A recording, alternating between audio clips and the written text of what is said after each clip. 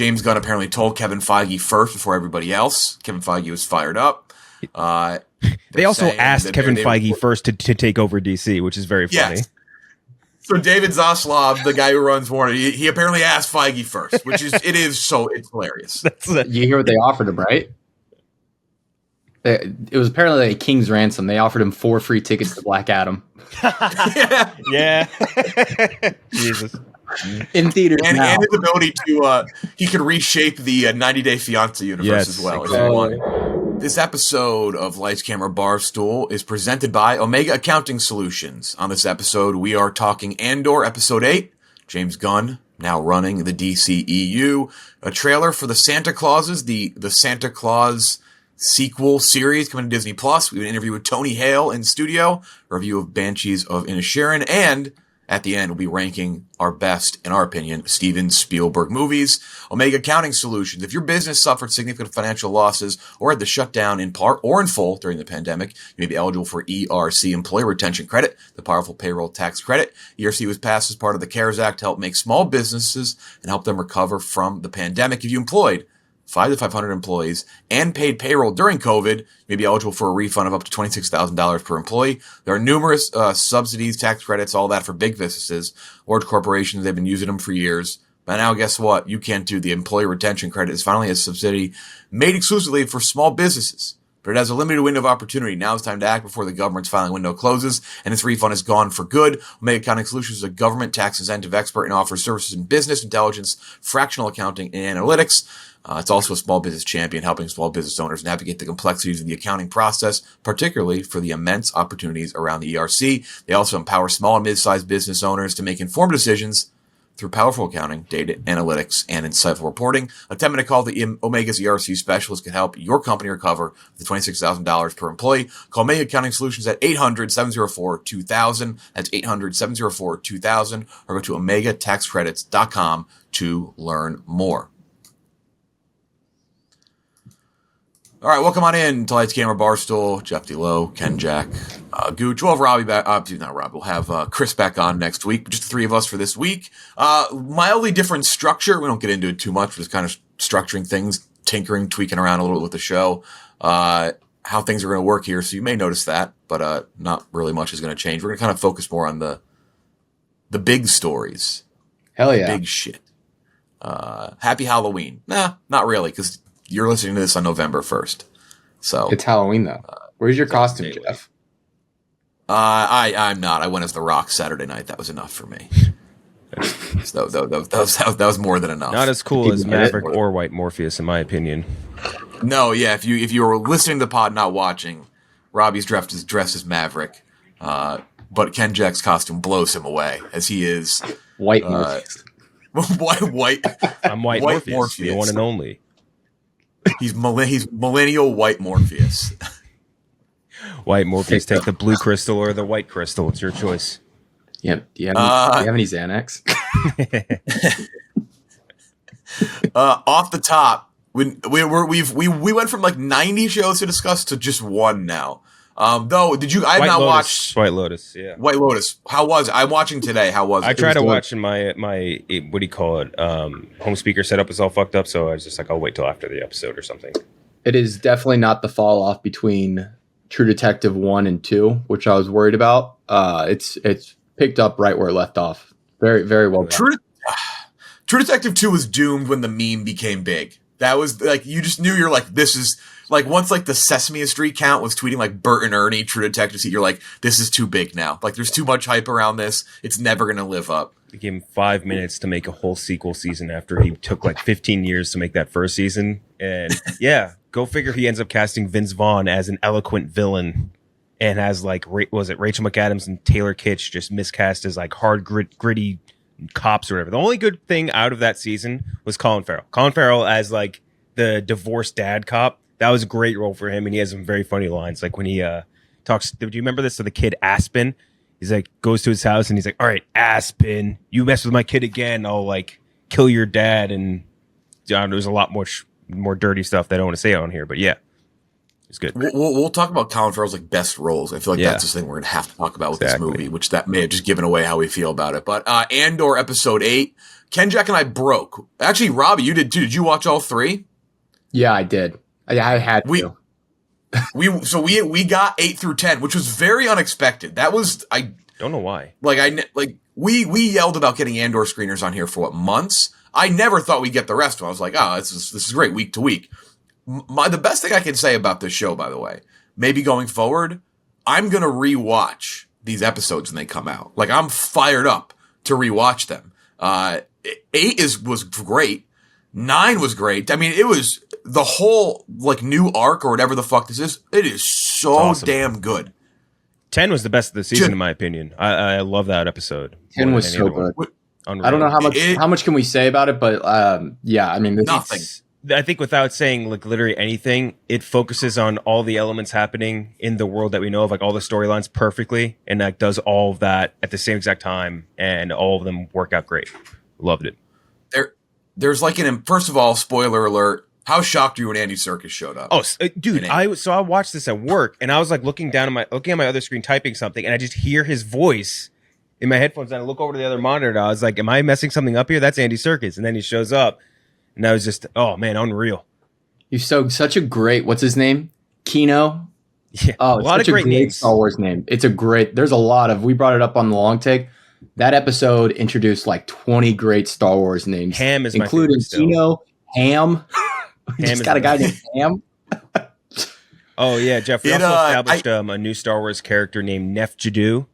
Nef Jadu, great Star Wars character name, is it not? We got to make that Photoshop. Nef Jadu from Jakku. Yeah. We'll be careful about what we won't say much here, because I feel like I will say it is definitely an arc. Like, it's a 3-episode arc, though it almost feels more overarching than the other ones. Mm-hmm. Like, they felt kind of like, not disjointed, that sounds like it's a bad thing, but they felt pretty separate, and they blended together. But this one is like a very overarching for the story. It is fantastic. Absolute. If you like 8, which I assume most people watching the show are going to like it, 9 and 10 will just fucking blow you away. Just so cool. This show is, I was talking about with somebody on Saturday. I said, I think we were all maybe not like hesitant to say it, but we all kind of had that sense of, is this like a prestige show? Like, this feels like it had not saying it is, one has to finish well and continue to be good, but like it has to feel like it could be. Like, this is a legitimate, great fucking show. Like, this deserves all the Emmy nominations. Like, this is the real deal. There's a sense of dread. Every scene, especially 9 and 10, you just think something really bad is going to happen. Every scene. Yeah. It's crazy. This show just continually blows me away. I cannot find enough praise for it. And I hope more people jump on the train, especially towards the end of this. Going back and rewatching this through is going to be amazing. This is going to be awesome to binge. Exactly. Yep. Super, super bingeable. All right, that's Andor episode 8. One more next week. Again, we kind of fucked our ability to talk about this because we've now seen the other ones, and I don't want to. I mean, I don't want to say anything that gives anything away. Vader does show up with a lightsaber, and he fights Palpatine over control. That's my only spoiler. What if that was it? Like, they went super, super no, like the Easter eggs are all these tiny things. It's just like Luke and just all these things that just happen. Oh, Tales of the Jedi rocked, by the way, for any of those who haven't watched it. I think we'd mentioned it briefly before, but yeah, great ass series for those of you that like Clone Wars. Yes. Yeah. Yeah, definitely worth the watch. Yeah, for sure. Yeah. The Star Wars animation is a whole different. I mean, and actually, we won't get into the story because I feel like there's more that's going to come out. It's more of a rumor, but they're talking about how there's delays on Star Wars stuff, and Damon Lindelof officially doing a Star Wars movie, and they're like, there's delays about concern over like what to do next and expect. I don't know, like, they have something great with Andor in their hands, but I almost feel like they're going to see how good Andor is, and they're like, oh, fuck. We can't be putting out these low-budget volume shows anymore. Like, Mando's safe, but, like, if the Andor is this good, like, you've now set a pretty ridiculous bar to clear for the rest of your shit. Imagine if this came out before Obi-Wan and... That would have been brutal for those shows. Good Lord.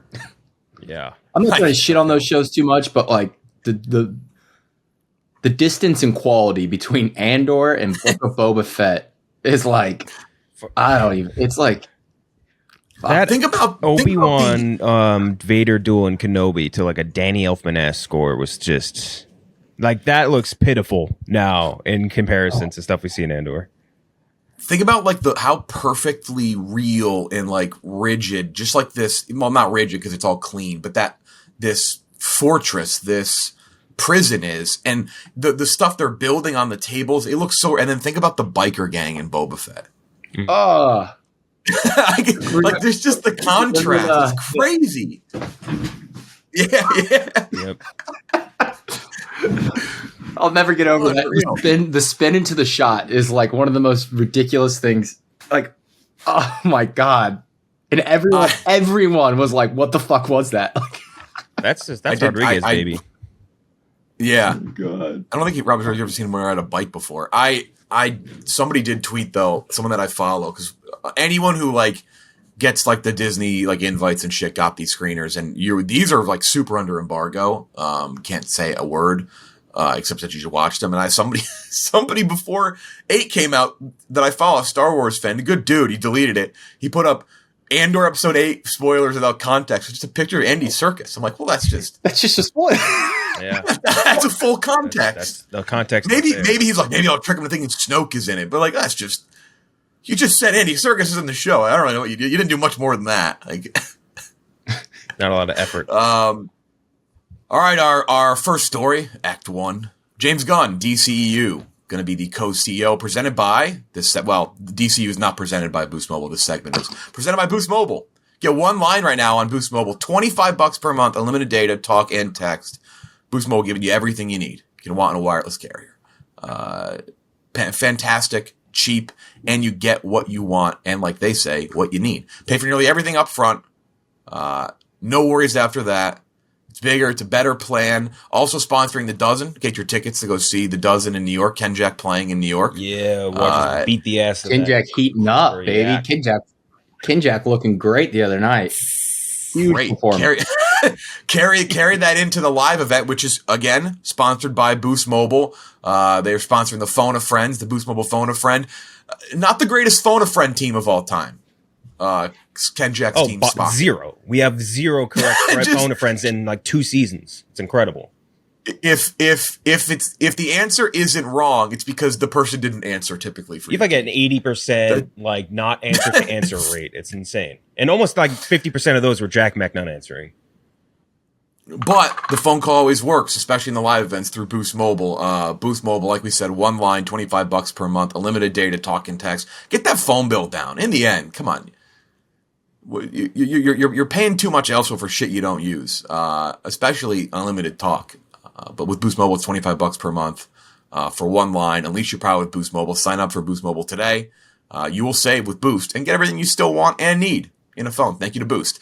The James Gunn news, pretty big. Mm-hmm. A pretty huge shock. James Gunn and Peter Safran, who is a huge part of the Conjuring universe, which I think is an important thing to note with all of this. Yeah. They are going to be the co-chairs and co-CEOs that will lead the DCEU for Warner Brothers Discovery. James Gunn apparently told Kevin Feige first before everybody else. Kevin Feige was fired up. They also asked Kevin Feige first to take over DC, which is very funny. Yes. So David Zaslav, the guy who runs Warner, he apparently asked Feige first, which is it's hilarious. You hear what they offered him, right? It was apparently a king's ransom. They offered him 4 free tickets to Black Adam. Yeah. Jesus. In theaters and now. his ability to he could reshape the 90 Day Fiancé universe as well. Exactly. If he wanted to. I respect it though. You got to take that shot, right? Yeah. Like, why not? Like honestly, I want to make fun of him because we've made fun of him so much, and all they want to do is copy it. And why would you not? It's the most absurdly dumb successful thing in the history of movies. Maybe I said it with Star Wars. In terms of properties, and you could probably say more, though the volume is different because they've released 1 billion movies. But like, you gotta, I don't hate it. How do you not ask him? What's it hurt? Like, what's it hurt? It would be kind of interesting to see if he even did that or tried to do both. He couldn't do both, but like, I would have been fascinated to see him do like a straight up WWE, WWF or whatever it was, like sort of a war thing where he did like the full swap over, or did like Hulk Hogan to NWO. Maybe is a better example here. It would have been insane. I would have almost respected him for it, I think. Just like fresh start. Would have been awesome. I mean, would have been awesome. But hey, you guys bitched about Multiverse of Madness. Well, I'm going to DC. See how you like it now. So there's obviously two pretty big questions here. One is, like, are they going to reset things? Did it just start with Black Adam? Like, first of all, that's hilarious if James Gunn comes in and goes, no. Like, no, the Black Adam is not, like, the start of this. Because, like, does he connect it to... I mean, Suicide Squad and Peacemaker are so heavily drenched in, like, Easter eggs and references, though they're also I'm not saying that as a negative thing. They're also the two best things DC has ever made in their movie and TV show history, other than animated stuff. Like, do you reset? You got to remember, too, also, this has become a thing, and I imagine this is why some Snyderverse fans don't like Black Adam. The Superman cameo came very much along with the John Williams theme. That was a theme used in the Joss Whedon Justice League. It's like, where do they? Because obviously this is not going to be. I mean, maybe it's not obvious. Maybe they don't do it. But this isn't going to be the one-off DC thing that starts happening.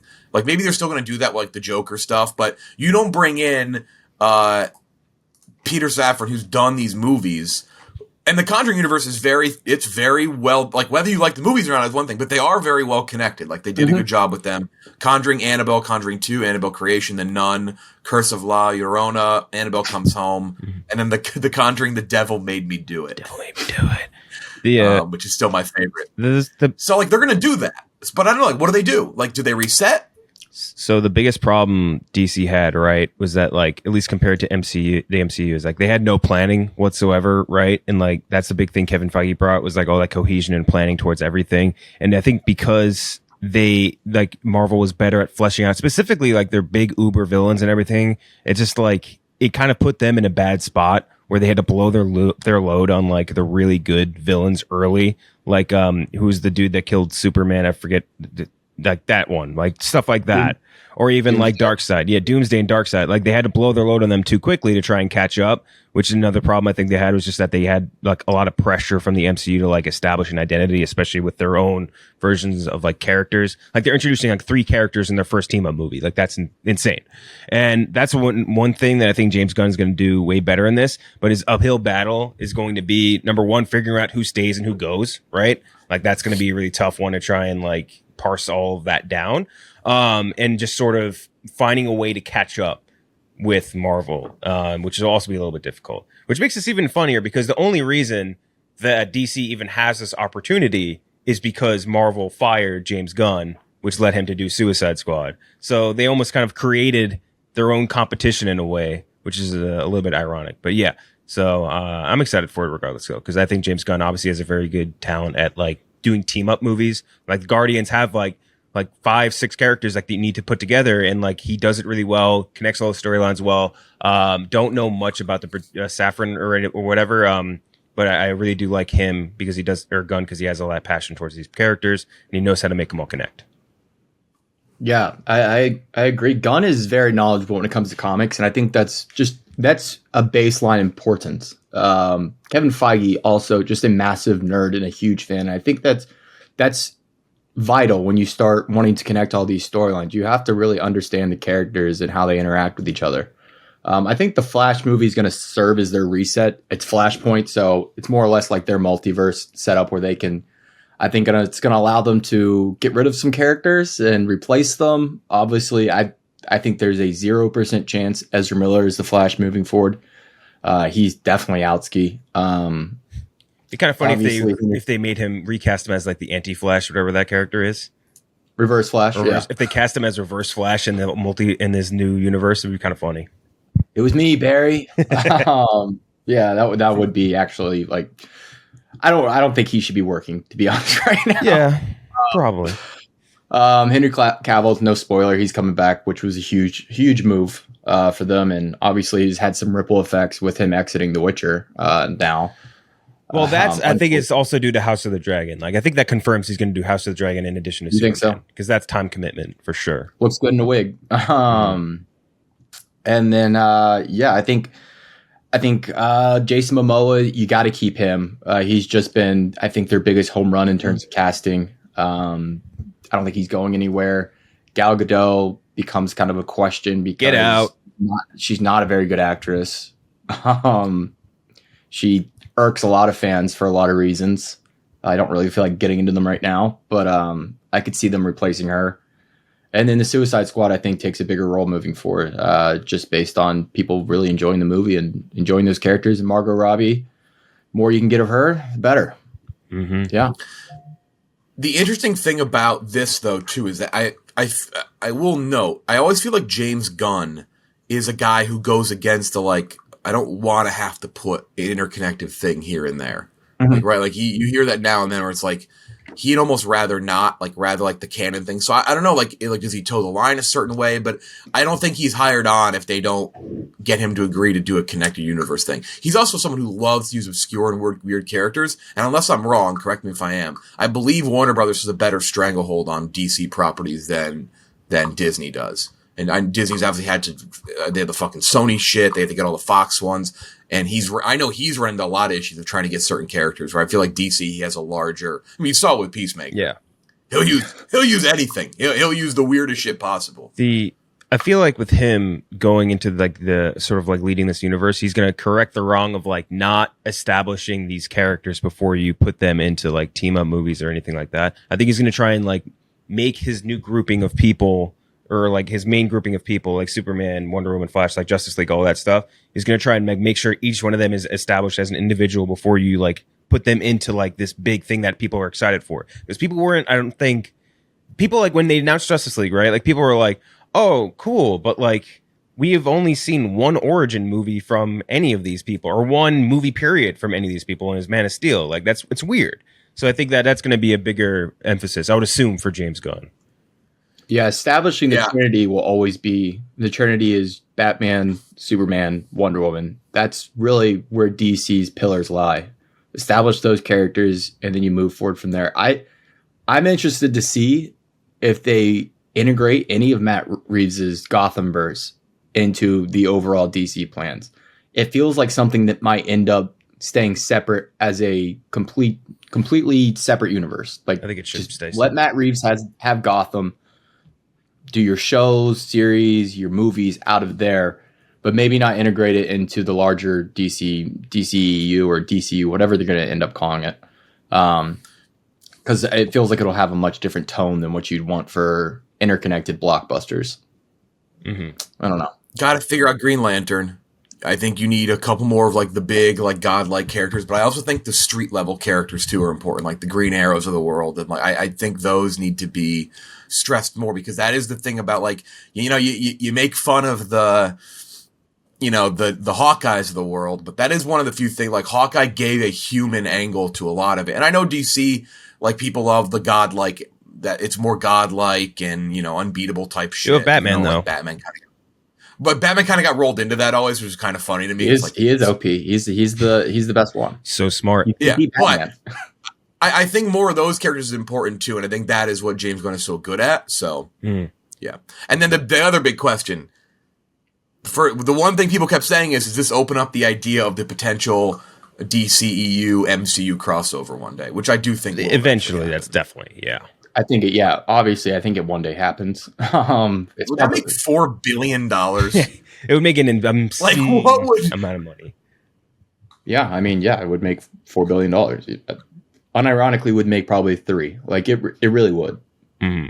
It'd be I can't even wrap my head around like what would happen. It'd have to be first of all, it'd have to be a team up to defeat like an overarching villain, because neither side is going to agree to have a side lose. Mm. It would be like Civil War bullshit. It would be like they fight for a bit, you get to see them all fight each other, be cool, and then there's actually a big villain that hopefully isn't as lame as Zemo was. To quote Weekly Planet, first they fight, then they're mates. Yep, that's how it always works. Yeah. First they fight, then they're mates. I love that. Yeah. Did you guys find a obscure DC hero that you wanted to see James Gunn pick up? Yeah, I don't. So I don't know if this is like a popular character I just don't know about, but I saw a picture of him. I was looking at a list of like different obscure DC characters, and Lobo is the funniest thing I've ever seen in my life. Oh, Lobo fucking rules. Lobo. I don't know Lobo. He's a bounty hunter that just goes through space. He's like as strong as Superman almost. Like he rides a fucking motorcycle. Jesus. It's so sick. And he looks like a WWE wrestler. He does, like, yeah. Lobo looks like fucking Lobo looks like Battlefield Earth. Yeah, it does kind of look like whatever those creatures were called, the John Travolta. He looks like things. Or something like that. With endless options for renewal. Yeah, like just that's what. What was the curse they would say? I couldn't stop looking at. What was the curse they? Damn lousy ceiling. Yeah, a damn lousy ceiling with those fucking Dutch angles. Son of a bitch. Yeah, Lobo's cool. I think you'd like him. There was one DC hero that I've been waiting for forever, and I know James Gunn was like super excited about him, at least as much as I was, because I've seen him tweet about him before, and I think it's like a natural introduction at this point for DC too, just because of where they're at in the universe. And there's also an actor that has like a Ryan Reynolds level obsession with the character in Ryan Gosling, and I know you've probably guessed it by now, but yeah, McAdams Smasher is going to be, I think, the next one to be introduced into DC. I'd love to see. You're looking up McAdams Smasher to see if it's a real hero? No, I'm looking up Lobo Michael Bay right now. McAdams Smasher. I'm trying to think of how we do that photo. It's just Ryan Gosling in streetwear. It's the stupidest thing I've ever heard of this podcast. Oh, just wait till we get to Santa Claus. McAdams Smasher.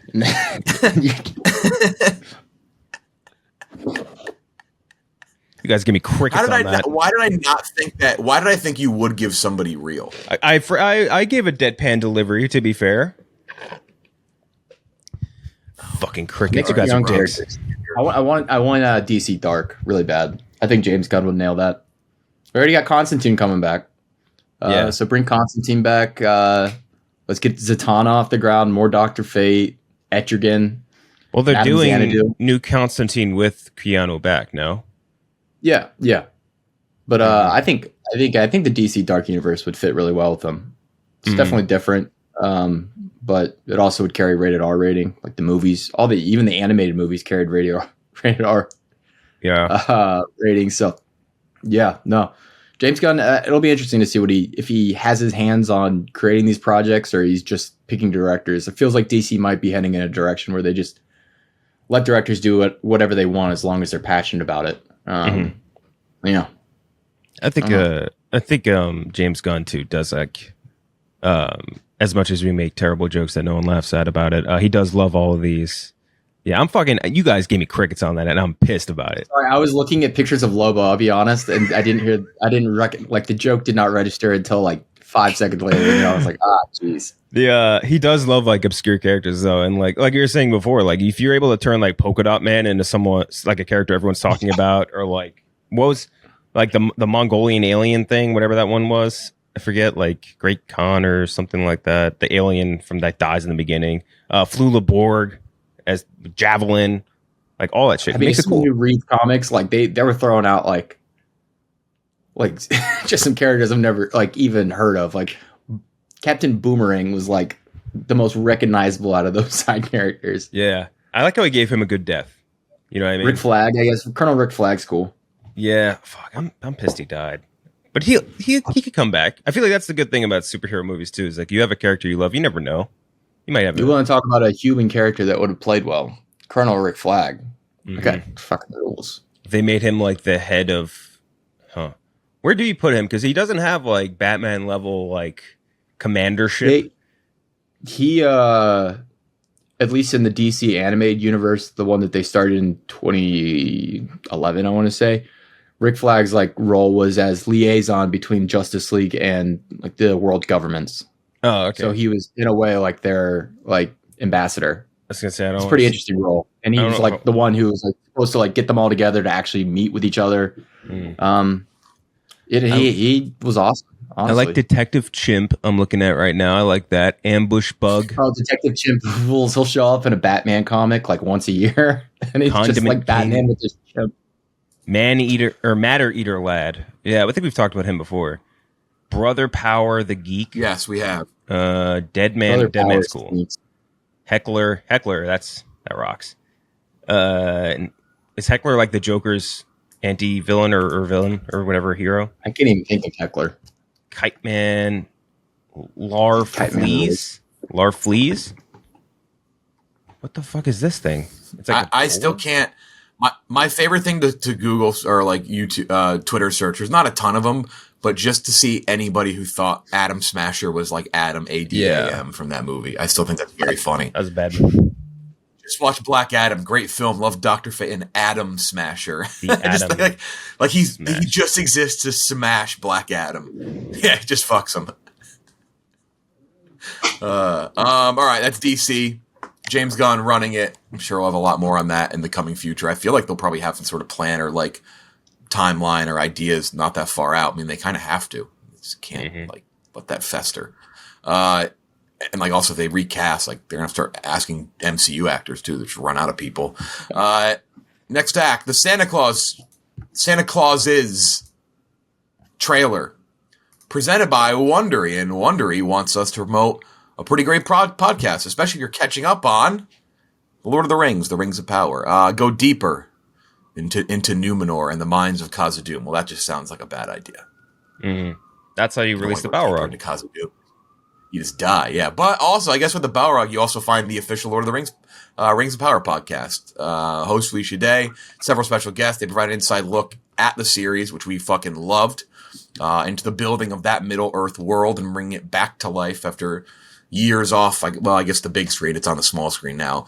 Each episode of the podcast features interviews with the series showrunners J.D. Payne, Patrick McKay, including very full breakdowns of everything that you need to know. We broke it down a little bit here, but you're going to get full-ass breakdowns of everything, and especially behind the scenes, cast, crew, all about the Easter eggs and just how it was made, because how the show was made is one of the best parts of the show, which looks fucking unbelievable. You can watch The Rings of Power on Prime Video right now.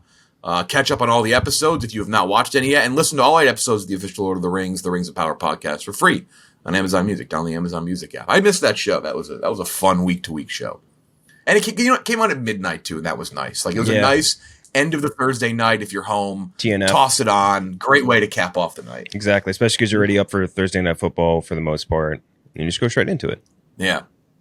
Yeah. I missed that show. So, yeah, shout out. Go listen to that podcast, especially if you're rewatching everything or just watching it for the first time. The Santa Clauses. Oh, brother. So this is a sequel series, I guess, mini-series coming to Disney Plus, based on the Santa Claus film series. So it's a continuation from the Santa Claus 3, The Escape Clause. I'm going to go down the list of who's in this movie, who's in this series. Tim Allen, back as Scott Calvin, a.k.a. Santa. Elizabeth Mitchell, back as Mrs. Claus, who played the school principal in the second one. They got married. Cal Penn is in the movie as a guy named Simon Choksey. He's a game inventor, and he wants to be the next Jeff Bezos. But all that changes after he visits the North Pole. This seems to imply that he's going to become Santa, like the bad Santa. I don't know why. That just sounds like the way they're describing that. Because this trailer doesn't show you who... Anyway, we'll get to the synopsis. Eric Lloyd as Charlie, his son, who's just so much. I mean, he's just a full-grown adult with a family and kids. Austin Kane plays his youngest son. Elizabeth Allen Dick plays his daughter. Matilda Lawler as Betty, Santa's chief of staff, returning. David Krumholtz as Bernard, who has a bit of a... He's like the stinger, like a bit of a jump scare, I gotta say. I was a little blown... Yeah. Dude, he looks he looked like a fucking Wilson baseball glove left out on the I feel bad. He wasn't in the last one, right? I don't think he was. I really can't remember. He wasn't in one of them. Yeah, I don't remember, actually. I'm trying to think about it. I can't... He's a great part of the original, too. Bernard was very funny. Laura San Giacomo as Befana the Christmas Witch. Hell yeah. Which I kind of hope the Yule lads from Iceland make an appearance in the show. Goated holiday group. Peyton Manning makes an appearance as himself as a potential candidate for replacement Santa. Mm-hmm. Hell yeah. Love that for Peyton. Shout Shout out to Santa. First of all, they call this a mini-series, 6 episodes. That's just a Disney Star Wars series. Like, it's like watching Boba Fett. It's basically what this feels like. Like, mini-series, I thought it'd be like 3 episodes. But yeah, 6 episodes. Scott Calvin's on the brink of his 65th birthday, realizing he can't be Santa forever. He's starting to lose a step in his Santa duties. And more importantly, he's got a family who can benefit from a life in the normal world, especially 2 sons. One that grew up in Lakeside, Illinois, one that grew up at the pole with a lot of elves, children, and family to please. Scott sets out to find a suitable replacement or preparing his family for a new adventure in life. At the South Pole, things do not go, life south of the pole. Things do not go well. I'm gonna redo that synopsis. Tim Allen was asked to come back and be Santa, and he said, "I don't want to be Santa anymore." Yep. So they changed up the rules of how Santa. Last I checked, Santa has to die to no longer be Santa, right? Correct. Can't abdicate the throne. Off the roof. Mm-hmm. Yeah, like I just coughed. You thought I muted. I just coughed very hard into my mic. Cut that. I laughed out loud at that part of the trailer. This has very big Robert Downey Jr. is going to wear a tracksuit that turns into a CGI Iron Man suit because he doesn't want to wear the fucking the suit anymore. Yeah. That has that same energy, which I'm not blaming Tim Allen. He has no reason to need to like go full makeup for an entire series or movie anymore. But I did again. I'll rewatch the Santa Claus very soon. It's almost Christmas time. I'm pretty sure he has to croak in order to not be Santa. That was like the initial rule. They told you like 20 minutes into the movie that the Santa Claus is that he has to die. Yeah. It is. Yes, you're right. It is the title of the fucking show and the movie. Can just fucking I mean maybe they'll like meta third wall or fourth wall break it a little bit because Charlie says in the trailer he's like I didn't know that was a rule and I was like well I didn't either. Mm-hmm. This is the whole premise of the first movie. He has to be Santa now. We're changing the rules. I'm gonna kill God. Find a way to get rid of him. And he falls off the roof in the trailer. No death though. Oh my God. Got to find a better way. It'd be kind of funny if he just did die in the show. Like at the end, he'd just be brutally like because Bob Chapek, the very controversial Disney CEO, said recently he's like that they're starting to fold more mature content into here. What if like this is one of their steps? Like Santa just killed at the end of the Santa Claus. Dies in a smelting accident. There's a live leak over the video. As it gets sucked into molten lead. I'm looking forward to watching this now because like it's just so drenched in nostalgia. And it comes out at a good time if you need like a Christmas thing to watch, but I couldn't stop. I think the three of us all laughed collectively. We watched it at separate times last week when this came out. Mm-hmm. But I feel really bad laughing at Bernard. I gasped. Look. I'm not going to sit here and say I'm fucking Ryan Gosling over here, you know, like I'm not the greatest looking fella either. And he's definitely much older, but I gasped. I'm going to say it. I was waiting for Bernard. I actually kept saying, I said, where the fuck is Bernard? You got to go full the Santa Claus. You're going to bring everyone back. And then at the end, I was taken aback. Folks, an awful looking elf generating online uproar over clauses. Is this movie about Santa or the contract negotiations of Kyler Murray? Oh, that was so unnecessarily mean about I got angry Elf. Folks, a franchise that was last great in the 90s. Peyton Manning coming in to replace Tim. Is this about Santa Claus or the 2012 Broncos? There we go. Do you think this is part of his deal, by the way, with ESPN for the fucking Manning cast? He's like, if I'm doing more of these things every fucking Monday, you got to put me in a movie. Give me one thing. You got to put me in a show or a movie. I would rather Eli be in a movie. I feel like Eli's a more natural actor in commercials and stuff than Peyton is. I'm already cringing at the scene of him interviewing replacement candidates. Yeah. That's probably where Peyton shows up, right? Yeah. Has to be. Yeah, that's what he is. He's being a potential candidate. Mm-hmm. Ugh. I love this, though. I can't wait to watch this. Maybe mildly ironically. You're going to stay up? It's a week-to-week review. Funny thing is, David Krumholtz and Cal Penn are in one of the more underrated Christmas movies, and that's Harold and Kumar 3, the Christmas one. That's in my top 10. Someone asked me to post my top 15 the other day of Christmas movies after my Christmas Story take, and that's firmly in my top 10. I think that's a very, very good Christmas movie. Very funny. I also, Kenjack, I feel like your history with just Italians, you have to love Befana the Christmas Witch, the Italian folklore holiday figure who lives in the Wobbly Woods. The Wobbly Woods, that's an English thing. No way that's Italian. It'd be like living like that does not. Wobbly Woods is more British than the fucking Crown. Exactly. By the way, if somebody told me not to go make this Crown talk, someone said no matter how much you like British stuff in the Royals, you will, if you try to binge that show, you're gonna need like a few day break. Exactly what happened. It was just like there's season 2. Prince Philip goes in his fucking. Which one? The pedophile prince? Is he the one that has that very funny picture in the car? Prince Philip is, yeah. Corpse. It's King.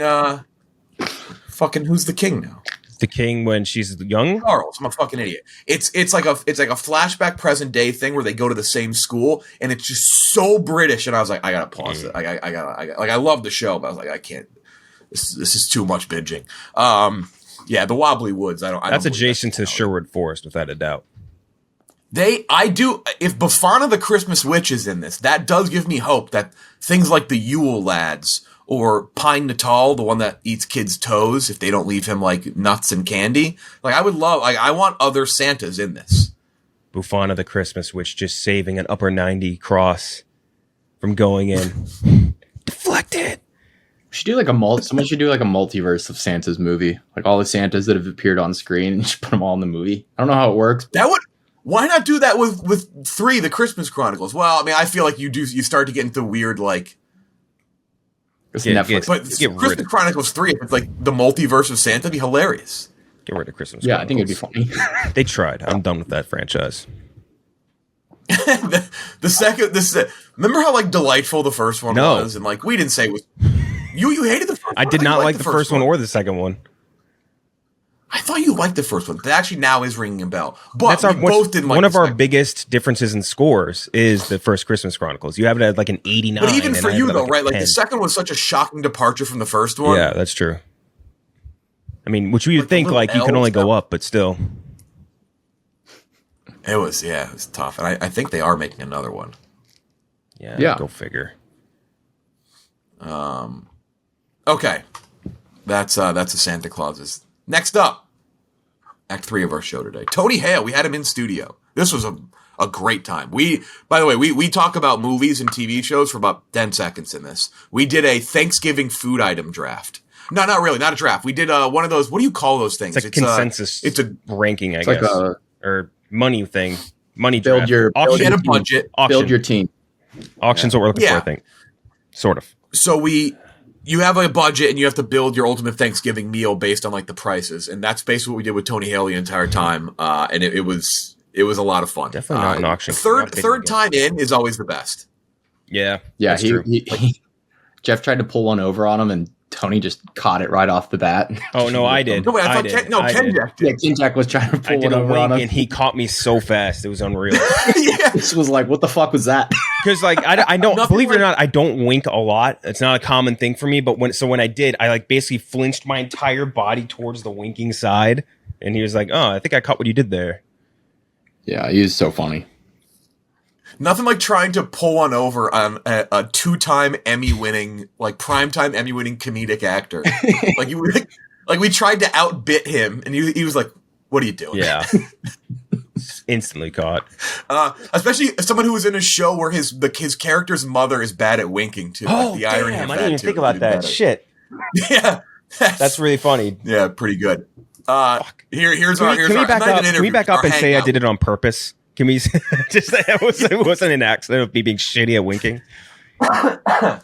Here's our hangout with Tony Hale. Wasting no time for the third time, actually, first time in person. We have Tony Hale on the show. How are you? Good. Sorry, I had to wipe my nose. Not COVID. I apologize. You have the irony of our first in person. You just give it to us immediately. That would be it's a swag bag of COVID. Well, yeah, we give you a Viva La Stool hoodie as you leave. You give us COVID. That's the trade-off. You have a nice beard going, and a nice same. Yeah. For me, it's like a nice fat contour. It just shapes the face. Yeah, you're talking to two guys who know that very well. Yeah. Someone suggested here, like, what if like you shave your beard for something? I said that'll never happen. No. I really do like the way it looks, but I don't know about you guys, but like, even if you do blow your nose or something like that, you always wiping, like eating, all that kind of stuff. Yeah, it's it's annoying. and it's worse when someone says like you have like a little something there, Like a booger. Now it's not to say booger, food maybe. I mean That looks like a booger. A little bit of chili hanging off your beard. Yeah.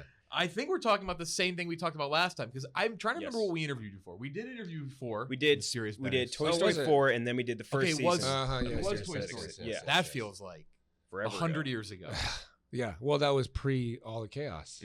Forky's just a character, it's just a Disney Forky character now. is just a Disney character, and he's so fun. I just like the fact that he's a blank slate and he just got questions all the time. Yeah, Like, what is this? What is this? It's really fun though when little kids, like if parents will come up with their little kids and say, "Hey, he would voice Forky," and the kid's like, "That's not Forky. I don't know what you're talking about."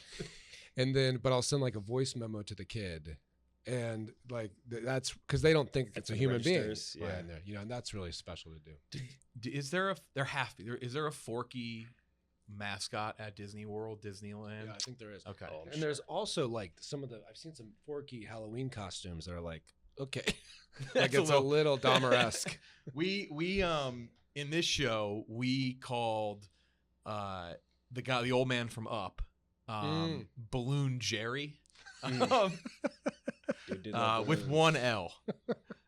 A lot of people Just say to that. set him And apart. I wore. You have to find the photo. We made a shirt before we started working here. We made a shirt, and it said Balloon Jerry. Like the letters were backwards. I got it. And I walked up at Animal Kingdom and met Russell the kid with the dog wearing my Balloon Jerry shirt. Oh, And I really. First of all, you really took a stance there, didn't you? I did, yeah. That was the shame in my. I was like, Balloon Jerry, and they pointed like this, and they kind of looked at their handlers, and I knew inside the guys were like, Oh, shit. Also, they're just like, you don't even know how to spell balloon. yeah. You're like, what the fuck is this? Yeah, that's my Disney story. But Mysterious Benedict Society, Yeah. season 2. Season 2, it's this season, which I'm really excited about. Well, first of all, I play twins, and I play a good twin. I don't like to say a bad twin, like a complicated twin, but because we're all a work in progress. We're all traumatized. Yep. But the bad twin has reinvented himself as a self-help guru, and he's selling happiness. And it's like, I get really excited about the show, not only because it's a great adventure, but you really see it's a message of this difference between artificial happiness and authentic happiness. And it's a message that I think is very relevant to society with like social media and quick fix happinesses and perfection and all that kind of crap, So it's really cool. You must have been fired up to get a second season too. It's like we're talking to you now about. It's already. Oh, you can check it on Disney Plus, but like, yeah, it has to be. Yeah, it was exciting. It was also the first season when I talked to you guys. Or was that? I think we talked after. Yeah. Mr. Yes. And what was I going to say? We shot the first season in Vancouver during the pandemic, and I got the job. Was so excited to get the job, and I thought, I can just fly back and forth because Vancouver's so close to LA. Pandemic hit, and I was in Vancouver for 6 months, and I couldn't come home because of quarantine and stuff. So it was really tricky. But this season, we shot like 5 minutes from my house. in LA, That's pretty nice. which was like such a gift. Such a gift. That's awesome. The kids, I feel like kids in general, obviously, they just soak up all information like a sponge. Yeah. Did you notice improvement in any of the, like your fellow actors as far as the seasons progressed? What if I was like, no? No, No, they they're just actually worse. They're worse now. Yeah. No, it's like, it is crazy. You forget, I mean, the height difference, they just like sprout up in these. But I think these kids, I have just a lot of respect for these kids because I forget, because I got into TV when I was 32. And these kids have school for half the day where I don't know if I'm amazed I even graduated with the amount of information I had memorized and all that kind of stuff. Then they go to set and have all their lines to memorize. And then they got to do homework. And you're just like, I don't even know how someone walks through that at that age. And I guess they can just multitask as much, but it's nuts. That concept like eluded me as like I can't. I feel like it would almost ruin shows if I knew that as a kid that these actors are going and they're actually doing homework throughout the day. Yeah, after they shoot. It's crazy. And then they're going to school in the morning to learn, get assignments, shoot, do homework, and then wake up the next day. It's like extremely complicated child student athletes, basically. If you imagine like a college. Oh, student. totally. And you got to have, I mean, it's so necessary to have a family foundation because that's why so many of those kids just really go off the rails. These kids have a great foundation with their families. I've been watching The Crown, and somebody asked me my big yeah. takeaway of that was, and I said, I don't know why this was, 'cause I've been watching very intently, but I said I don't think she learned much as a youth. And it's like one of her like points. She didn't get good schooling. Oh yeah. So if only the Queen was on a Disney Plus show, she would have. She would have gotten. They would have had on the right better right school. narrow. Thank you. If she had an on-set tutor. Exactly. She needed her in-castle tutor. Yeah. By the way, the hair is like. Thank you. I got to cut today. The hair is You'd be shocked if you find fresh. out how often and how much it costs. Twice a week. Okay, $70 twice a week. Okay. We got to break this down just a little bit. Yeah. So do you go to the same guy? I do. Okay. And so when you say you get your hair cut twice a week. Yeah. Okay. So what exactly do they do if there's only 2 days between these cuts? What do you do at Monday and once Friday? a week. Once a week. Once a week. That would have been shocking. Even I was like, when you said twice a week, I was like, oh shit, he got upgraded. We had a live show. Jeff 2.0 that I had to get a cut for. And then I had another show, and I'm like, fuck, like I'd like it to look nice. It's an important thing. And I went back, and he just went, dude, what the fuck? My hair does grow fast. What's that like? How is it possible? I wouldn't know either, trust me. So is it something that man? It's a guy. He styles as well, or does he clean this up? He does beard. He does beard shape up, yeah. Yeah. Shout out Jeremy. He listens to the pod. What's up, Jer? He's got Disney Plus. And then he does a little razor, and then he doesn't really probably touch much of the top, does he? Oh, he does. I get the top cut every other week, basically. Okay. Like it's out of like the hair grows fast. Same barber Morgan Spurlock uses. Okay. Same with that's true. no, actually, it's I have the same barber as Rami Malek, David Letterman, and who else? I think Jon Stewart's gone there a couple times to him. Yeah. Now, to your credit, Good barber. I think what's cool about this is it's not so much maybe about that your hair needs it, but it's a ritual that you enjoy. It is. It's like one of the few consistent things I do in New York. Which I think is great. Like I have the smoothie when I'm home that I really look forward to. And actually, I can even say that I get tired of this smoothie, even drinking it sometimes. But I like the ritual so much, I don't want to give it up. That's a good food tease. We have a surprise food thing we're doing. Yes, You're not eating anything today. Don't worry. I would, though. I'm saving that for next time. That promise. Yeah, you mentioned playing two characters. I'm just like looking at this sad stuffed dog that's there's facing the wall. There's the stuffed dog. There's a hockey tournament trophy. There's Twister over there. What's sad is he's just like facing the wall like he's in shame. What is that? That seems like an out and about thing. Oh, okay. There's a sponsor on the other side. I'm going to try to remember what it is. There's Muggsy over there. There's a free pair of jeans over there if you want them. Yeah. Great. I'll take it. It's Cane's. It's Cane's. It's Cane's. You're right. Cane's made the jeans? Cane's Raising Cane's. It's a chicken That's the place. dog. Oh, yeah. I've heard of that. That's the dog. Okay. Great. That, And the dog is in shame. I realize none of that makes sense. No, I love chicken. It's just word but I don't scrambling. understand why there's a dog for a mascot. It's a southern thing. He's from Alabama, so I figure you would know. Well, that's true Probably because even better. Chick-fil-A has a cow for a mascot. They so do. That does make sense because they're trying to. The cows are trying to promote, almost like save the cows. Don't go for the chicken. Yes. Don't go for us. Eat more. They do spell chicken wrong though, so maybe they're not. They're in the balloon camp. Yeah, Exactly. they're not. I'm pretty sure it was the owner's dog. It was the owner's dog. dog. Yeah. Okay. Some people pick a daughter, like Dave Williams, or his name is, and then some pick a dog. That's true. That's true. We're talking things. We're gonna get there in a second, though. Great. Any last thing? Anything else before we reveal this? I can't wait. I'm I so excited for it genuinely now. can't wait. I'm so excited for it now. All right. Last thing. Yeah, we should get 2 characters. It's out now. It's out now. Anything you learn though playing 2 characters? You have like a new trick of the trade. It's gotta be so fun. Mysterious too. Better It's so Society, fun, Disney and Plus. not to get heavy, but there's being able to play 2 opposite characters. You have to not force yourself, but the challenge is you got to find pieces of yourself in the characters in order to play them authentically.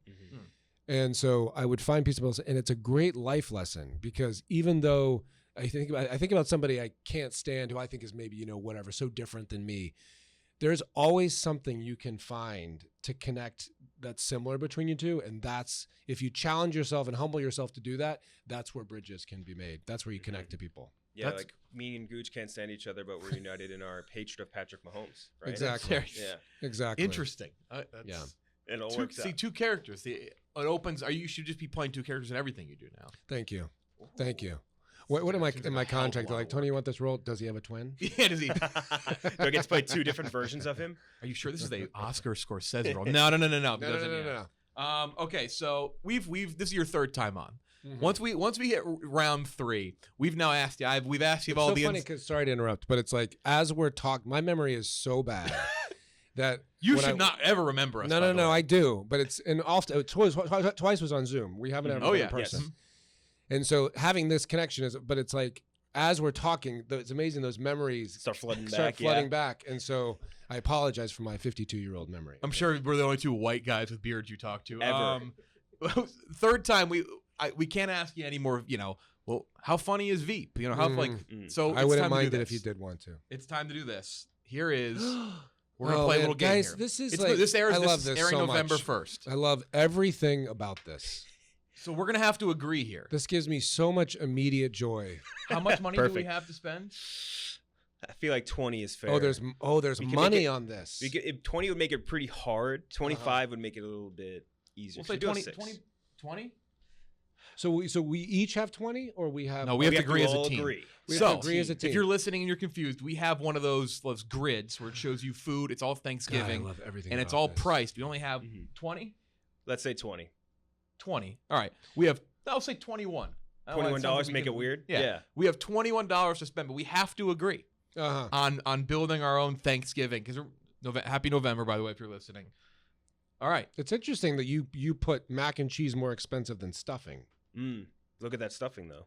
I would even go as far. You put mac and cheese more expensive than stuffed mushrooms. Also, that is not just. Corn. We'll get to the mac and cheese. We got to start. We'll get to okay. Main course: turkey $5, ham $4, duck $3, ribs $2, oven roaster $1. Guys, who did these prices?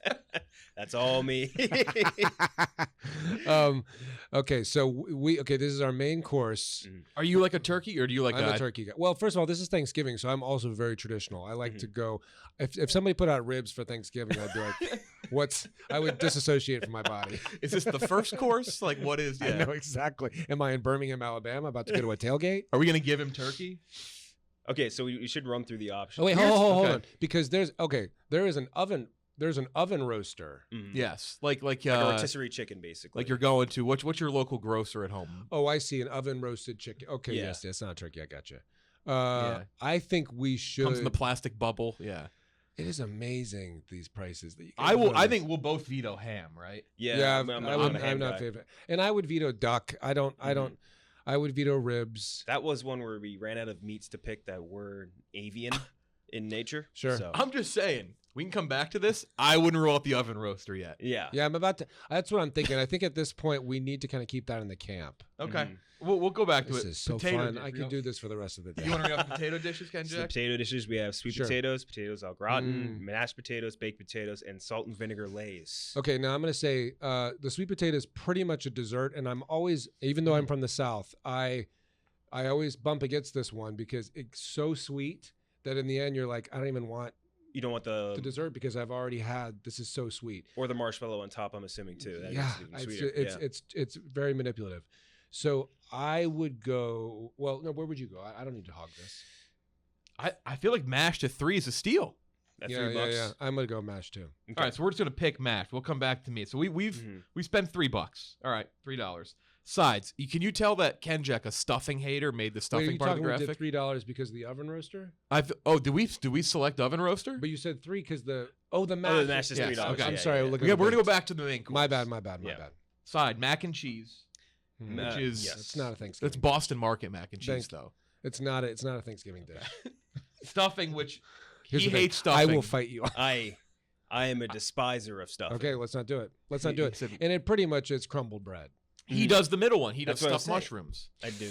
Which you wouldn't think. It's a very. Is this a cruise ship? Or It's a very not universal experience, but we always have them on Thanksgiving. No. I love stuffed mushrooms, so I hear you and I value you. it's just not a human Thanksgiving being. thing. Yeah. Well, now are you in the very trendy Brussels sprouts camp?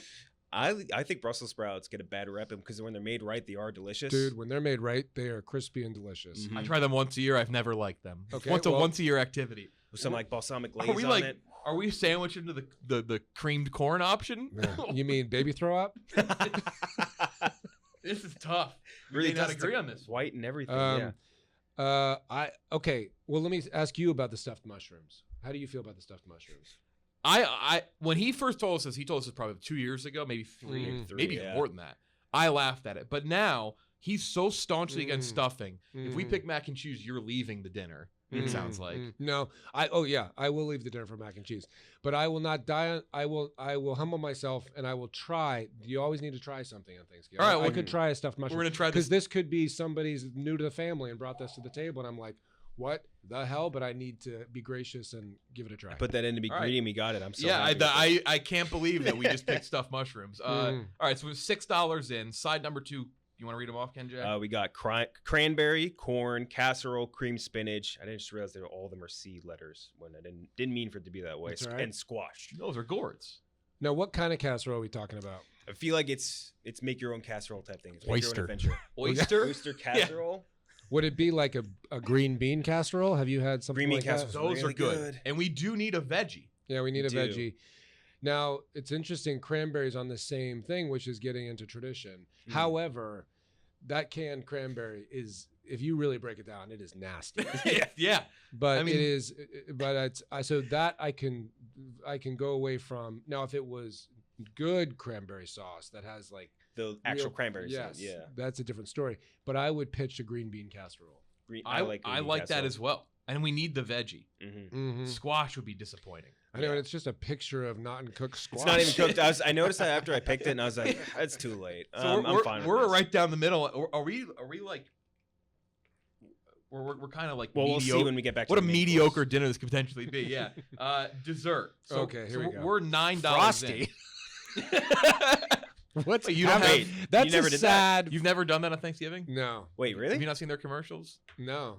They did Frosty for Wait, Thanksgiving. Gooch, you do Frosty at Thanksgiving too, right? Look, I saw the wink. What are we talking No about? one saw the wink, What a right? what a horrible bit this was. His whole. The whole His song whole- they had to- Oh yeah. He does the it. frosting. Wait, listen. No, he goes. You did Frosty.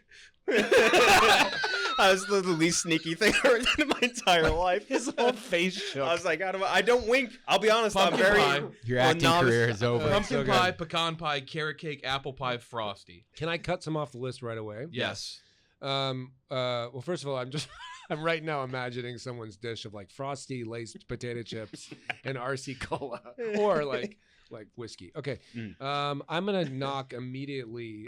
Obviously, well, not obviously. Somebody else might care about it. A Frosty, Mhm.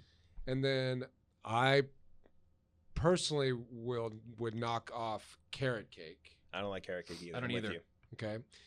I'm gonna take a risk and knock out apple pie. Also, carrot cake. Can we note that carrot cake's the only cake where they show you the thing on top always? Yeah. Yes. Like See, they make have sure you know. like, Yeah. just Otherwise so you you know it's carrots. And it's practically like a pharmacy carrot candy. yes, yeah. Exactly. It's Yeah. made of wax. Like Yeah. yeah, they advertise what they are on top of their cake.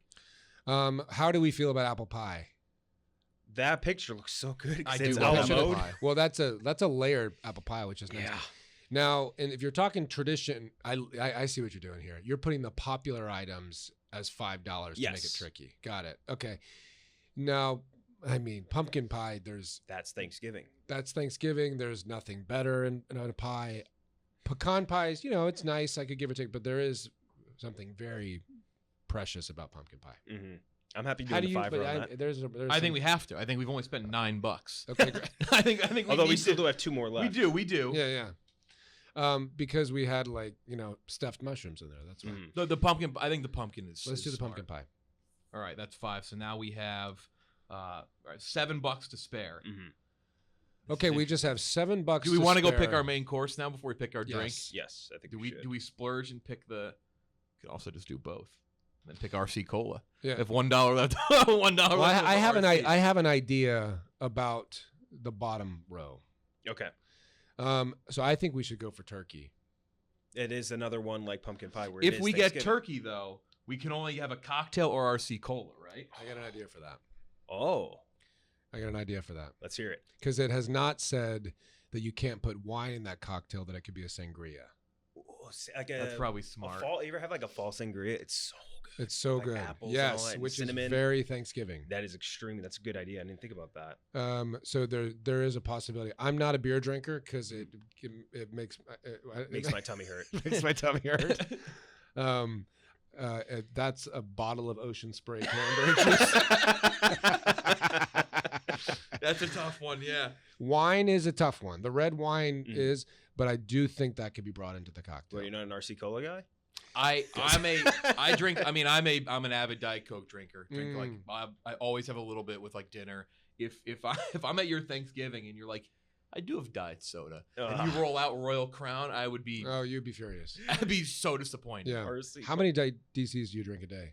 Like a half a bottle. Like So I don't it's like drink Warren that A much. Buffett. half of a 2-liter? No, like a half of like a Like a regular 16-ounce bottle. and counter end cap. Yeah. Oh, that's not that much. No, not okay, a ton. yeah. So it's But like I, a treat for you. I do have to have it. Yeah. Mhm. Before you go to sleep.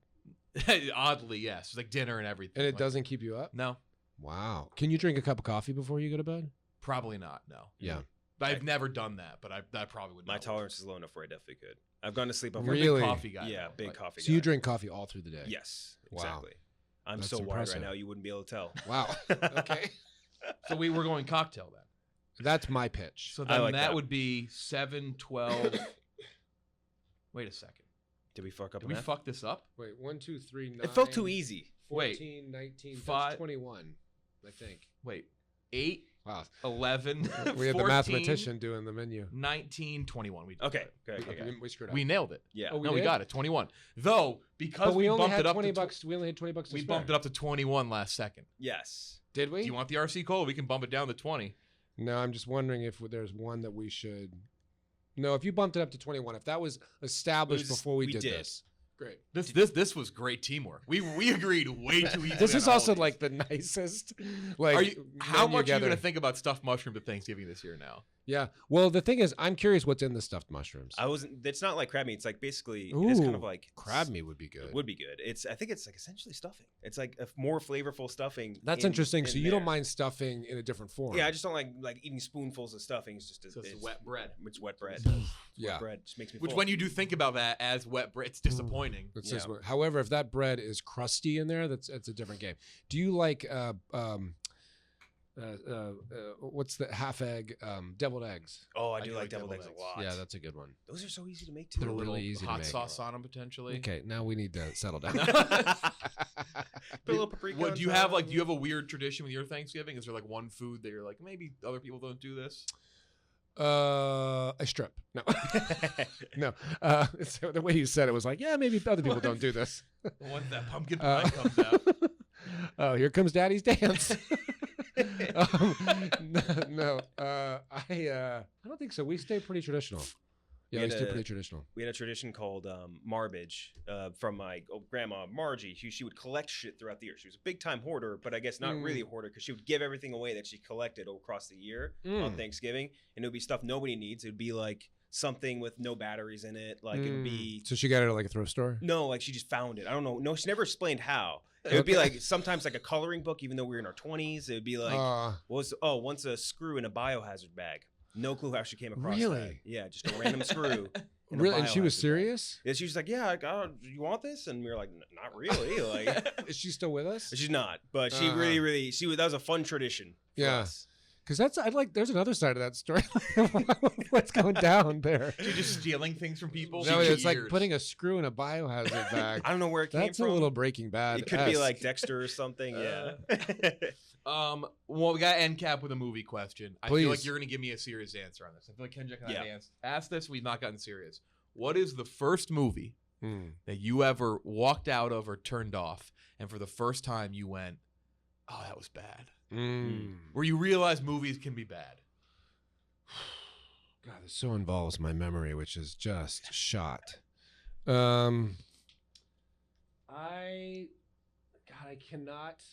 I can honestly. I don't know if I've ever walked out of a movie. Mhm. I don't, or if I had, I don't remember. I didn't really go to many movies as a kid, so I don't know if I don't know if I walked. Yeah. I don't know if I've walked out of one. I will say a movie I saw over and over was Goonies. Mhm. That's a great movie. And you know why? Because Sean Astin had asthma. And I was a kid with asthma. And I saw that inhaler in his hand. And I was like, that's my people. I love that. And he would do the puff. And I was like, oh my God, we are represented. Yeah. And I just saw that over and over. And I was like, I cannot believe the leading guy has asthma. And I was like, I'm not alone. It's weird. We just interviewed, well, I guess not just, it was a while ago, Ke Huy Quan. Ke Huy Quan, He had that like insane comeback with Everything Ever All at Once. And now he's doing all this stuff I now saw the again. picture with him and Harrison Ford. Yeah, Oh, it was crazy. Yeah. What was yours? What was your movie that you said you first? I forget which one it was. I think yours was Pirates of the Caribbean. Tim Burton. I walked out of that not intentionally. The second Pirates, my friend's like, we gotta go, and I was like, okay. We left for like 5 minutes to spare. I think mine might be Battlefield Earth, which I went into knowing it was bad. Like it was like go watch it. It's so bad, and I was like, I left that and I was like, oh, movies. Tim Burton, Planet of the Apes with Mark Wahlberg was the first time. That was a tough one. I'm so curious what that guy said about. Did he talk about meeting Harrison? Do you mind? Like, I can go back and listen. We to interviewed him before. Not meeting Harrison, but seeing him again. He said in the thing that it was like he pointed him out, or Harrison Ford pointed him out, and he's like, "Are you short round?" And he's like, "Yeah, that's me." And then they had like a big hug or something like that, right? He's exactly how it he's in a Marvel series apparently. He's in Loki, I think. The next season of Loki. It's like his career is. I mean, the movie's incredible. Also, just like that history of going all the way back to Indiana. I mean, that's nuts. It's like 1980. He talked to us. He said like the lack of representation was obviously very discouraging, and now he came back with a movie, Everything Everywhere All at Once, which is like Crazy Rich Asians. Eye candy. Yeah, watch Crazy Rich Asians. He watched Crazy Rich Asians, and he was like, "This is awesome. I can go back into acting now." He did it. He got with Michelle Yeoh, who was also in. That's amazing. Crazy Rich Asians. Insane. Thank you so much. Guys, this was so fun. Happy Thanksgiving in 20-something days. The Mysterious Benedict Society, Disney Plus. It was great. Great to First get two to episodes so great. see you in person. Yeah. Yes. Thanks for having me. We'll have a new draft for you next time. Yeah, we'll do. We'll make the money's going to be Summer shorter. barbecue? We're going to be a little bit poorer. I'm looking at every time I come back here. You just guys got new swag. That jacket. This is from our Chicago friends. Yes, we do. Yeah. That's amazing. He'll give that to you right off his back. No. Yes. Do it. Do you want the dog? Take the Canes dog. I will look at those jeans. They are free jeans. Thank you so much. Yeah, it was a blast. I'm Bob Goochman. Welcome into the film room. It was revealed at the end of last week that before settling on James Gunn and Peter Safran, Warner Brothers Discovery president David Zaslav reached out to Kevin Feige to run DC Studios. Zaslav reportedly offered the Marvel Studios CEO a king's ransom, which included a $50 gift card to Lids and 2 free tickets to Black Adam, starring Dwayne "The Rock" Johnson, in theaters now. A biopic based on the life of President John F. Kennedy is in the works from James Gray. While the film is still in the early stages of development, it appears that the final shots of the movie have been leaked online by Darren Ravel. Marvel and EA Games announced that they'd be teaming up to produce at least 3 new story-based games, beginning first with a solo Iron Man game. You can unlock this next joke about EA Games by making a $3.99 in-pod purchase. Kim Kardashian went all out for Halloween this year, painting her entire body blue to capture the look of popular X-Men character Mystique on Saturday night. She shared her elaborate costume on social media, posting pictures online with P. Diddy and Tracy Ellis Ross, and I must say, it's nice to see her get to be the one who's blue on camera for once. In fact, her costume was such a hit that she decided to dress as an X-Men once again last night. But this time her costume simply consisted of posting anti-Semitic slurs online. I'm Bob Goochman, and this has been The Film Room. All right, thanks to Tony Hale. That was fun. That was a really good time. Next up, so the whole we're restructuring the show a little bit just to like kind of go big picture on some things. And I threw in a horrible suggestion into our group, and we need to rename it. But I'm like, I would call them acts, but like after Act 3, the movie's over. So we're calling this the mid-credits scene, which is now the biggest part of the show. We're reviewing Banshees of Inisherin.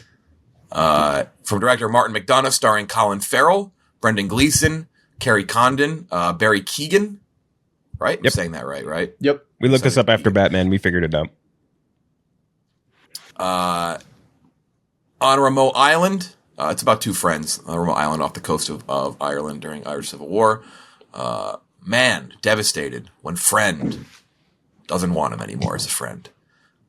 That's kind of the dark story. And it's kind of this back and forth story about them trying to repair their damaged relationship by any means necessary.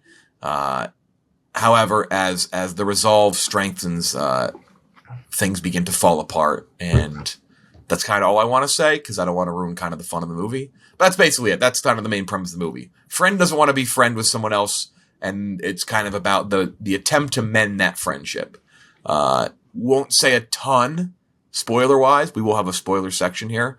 Off the top, this might be Colin Farrell's best performance. I think it's not debatable. I think it's incredible. He's great. I think they're all fucking great. They have to be good. Like if you had someone here with the bad points, the movie probably would have stunk, because there's monologues, there's just some great dialogue. Martin McDonagh, he's like a Steph Curry, Klay Thompson type director, right? Like when he's seeing the fucking bottom of the cup, bottom of the net, whatever sports reference you want to make, you can just tell, like, he is locked in. He is as good as anyone at heel turning comedy into dramedy into drama, and it not feeling like he missed a beat. 94 out of 100 for me.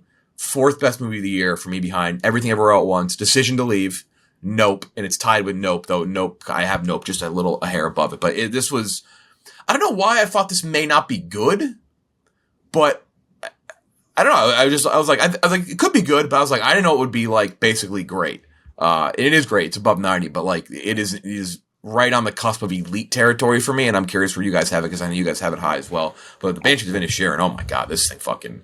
And for context, by the way, I have In Bruges 95 out of 100, Banshees 94 out of 100, Three Billboards 93, which we should talk about Three Billboards, because the retrospective on Three Billboards, I still like that movie, even though I know some people hate it. And then Seven Psychopaths is kind of his, like... I think there's some redeeming qualities in Seven Psychopaths. Like, I forget where you have it, Ken Jack. I have it like an but it's 80, definitely like...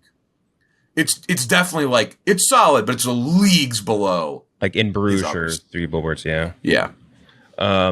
So I have it at a 95 out of 100. It's for me just above Three Billboards and below In Bruges, which I have like a 99 out of 100, I think. So like I'm in the same ranking as you are. I think the movie has all of the markings of what makes a McDonagh movie like typically great, which is like really good characters, razor sharp jokes, and dark humor. Like that's what he's best at, and something he includes in all his movies. What I kind of liked is like the movie feels like it's split into two different ones. Like the first half is more of like a comedy with dark humor, and the second half is more of a drama with dark humor. And I kind of liked it. And I think that the shock value of that transition was earned throughout the movie. And I liked it a lot. I mean, Colin Farrell, Brendan Gleeson were about as good as they were in Bruges, in my opinion. Barry Keoghan, very odd. But I think that like Carrie Condon, right? Condon was like the surprise star for me, because she acted on par with two greats in this movie, and basically added like a whole nother level to it. Score was great. Storyline, I think, wrapped up very well, very classically. Martin McDonagh as well. And I always love, like, he uses this guy Carter Burwell as this to do his music, and I think his music always fits exactly what the vibe Martin McDonagh was looking for perfectly. And I think just an awesome movie. Fun time, beautiful to look at. So many great scenes. Ooh. Like there's this one shot near the end where they do like it's kind of like a drone shot up to the clouds, where like you see the cliffs and like you see like all the Irish farms and stuff like that. It was just gorgeous, picturesque ass movie. Same like with In Bruges. And yeah, it's very difficult to find stuff to dislike about this movie, which is, again, that's something I love about McDonagh, and why I'll always be like first in line and want to see any of his movies, because they're always great. Sorry, say your score one more time. 95. Down to make sure. Okay, that's what I thought. That's what we have on the website. Okay. Before you Gooch, you go. I think the kind of crazy thing, if you talk about his best performances, I think the four best that you would debate are all from two directors. I think it's either In Bruges or Banshees of Inisherin, but you could also, I think, The Lobster, Killing of a Sacred Deer, too. And Phone Booth, also. You're missing. That's the only one I would say is missing. I fucking love Phone Booth. Kiefer Sutherland rocked in that. I don't care what anyone says. I like that movie. I love The Lobster. But it's kind of crazy, like, and that's not like a knock on him or anything. Like, he can only do it with these four directors, but like, he clearly like is perfect for both those directors. But I think probably Martin, I would say that between this and In Bruges, but I do think this is his best. I love this movie. I really loved it. I'm ready to start the fucking campaign for this movie. There's a lot of great stuff coming up, but as it sits right now, this is my favorite movie of the year. 97 out of 100. I think this is better than In Bruges. I think this is In wild. Bruges. I love that. Interesting. Yeah, it's wildly sharp, just incredible dialogue, and it just hit home for me on a lot of fronts. Like, it's a very simple story on its surface, but it's packaged so well and so beautiful. I mean, it kind of rips your gut out at points, but I haven't laughed harder in a movie theater the whole year either. I mean, just incredible stuff. Barry Keoghan also, you all brought him up. I think he's as good as it gets when you come to a side character. We won't get too much into spoilers, but just making me laugh, and also, I mean, fucking almost made me cry in the theater. Just phenomenal movie. I really can't wait for this to go. I hope it goes really wide so everyone can see it, because I think it'll definitely be there at the end of the year for the Best Picture. It'll definitely pick up the nomination. I think it'll definitely be in the conversation, depending on how much of a campaign they make for it. 97 out of 100. Fucking love this movie. Really fucking love it. Spoiler section here. So if you don't want the bit, it's definitely don't get it spoiled. Definitely don't get it spoiled, because it'll lose so much of its like why it works. So skip ahead. I'm gonna turn on. I'm gonna do it briefly for 20 seconds. This movie does not end very peachy. I'll put it that way. I mean, none of his movies I feel like really do. No, but I think it's darker than In Bruges, right? Like, because I feel like In Bruges had, because of the killing, and like it had a different. I think there's like a sharp like nastiness to it, but it's not as sad because like so like with that movie, right? Like the whole movie during Banshees is like you're rooting for their friendship to be repaired, right? The friendship does not get repaired. In Bruges, like you want Ralph Fiennes to die, and he dies. Exactly. Kills the little guy in the premise, and kills Colin Farrell, but and also Brendan Gleeson does die as well, brutally. But still, yeah, I feel like it's the primal need, the visceral need for that relationship in Banshees to be repaired, not being like satisfied or quenched, or that thirst being quenched, whatever, is it's tough. But here's my snobby thing. I'm only going to turn out for 20 seconds. This movie's going to go wide. And if people see it, you're going to get the type of people who watch a movie and they want the happy ending. They say, with the Gone Girls of the world, and they're going to be mad. You're all casuals. All of you are all casual moviegoers. If you watch this movie and you get mad at how it ends, because the ending was so, I don't know why, and maybe that's how great he is at his writing and his story developing. For some dumb fucking reason. Now maybe I'm just if you're a casual, maybe I'm a dumbass. I was like, oh man, they're gonna mend it. They're gonna mend it. And at the end, I'm like, God damn it, no, they weren't. It's Martin McDonagh. Of course they weren't gonna mend it. It's so perfectly well done, and it ends in the best way possible. I was like, of course, that's exactly how it has to end. Like if it ended out the other way, I'd be furious, because it wouldn't make any sense. It moves along. And he's so smart at somehow subverting your expectations, but still landing in the same spot that makes you enjoy his movies. There's a line near the end of it. Like, I think the final line of the movie was like, some things aren't meant to be fixed, and that's okay. I think it was like the thing they signed off on. And I was just like, oh, fucking, yeah, I guess so. And like, I think that was a really well earned moment. Yeah, I mean, Three Billboards has that too. I mean, I know Three Billboards is controversial. Like, have you guys like changed your opinions or thoughts on Three Billboards as it came out? Not really. Like, people try to like hyper dissect the social aspects of it, right? Which, like, sure, but like the movie itself, I still think holds up just as well. I don't know, Goochman. Yeah, it's not my favorite movie. I'll just say that much, especially out of what he's done. But it's good. It just a little slow at points. I don't think the dialogue is quite as sharp. I would probably agree with that. I still think the acting in that movie is fucking top notch. But I would agree. I think the acting in that movie is what kind of pushes that one. That's some great shots. They have that long take where Sam Rockwell like goes all the way through, knocks that dude through the window. Like that shot was insane. There's other reasons why that one works. This one works because, again, of like how sharp it is. Yeah. I mean, some of the monologues, it is just fucking. The monologue he delivers in the bar when he's drunk, and he's like, well, nobody remembered, or he said, everyone knows Mozart's name. Nobody's ever been remembered for nice. And he's like, I don't know who Mozart is. He's like, I remember my mom. He's like, my mom was nice. I remember her. My pa was nice. I remember her. My sister's nice. I'll always remember her. And it was like, fuck, that just really like, God damn. It hits. Exactly. That was a great line. Did you know what the Banshees of Inisherin was going to mean, by the way? I knew Inisherin was the island they were on. I didn't know what the Banshees part is, but Banshees are big in Irish. I think he just tied that in. The movie is a adaptation of these plays he wrote early in his career, early in Irish theater. And I think there was like 5 different plays, and it was all based around Inisherin in this town. He's kind of adapted it and kind of molded it all together into one coherent storyline. Yeah. My early movie thoughts, though, I was like, oh, they're the Banshees. These are the guys. I don't know. I was like, that's like whenever thing first starts, like I always go through a couple things in my head, like, where's it going to be? Where's it going to go? Because I just like to kind of set that for myself. And I'm like, oh, they're the Banshees. You wanted the post credit of the Banshee putting on his cloak and being like, huh, guess I'll do it myself.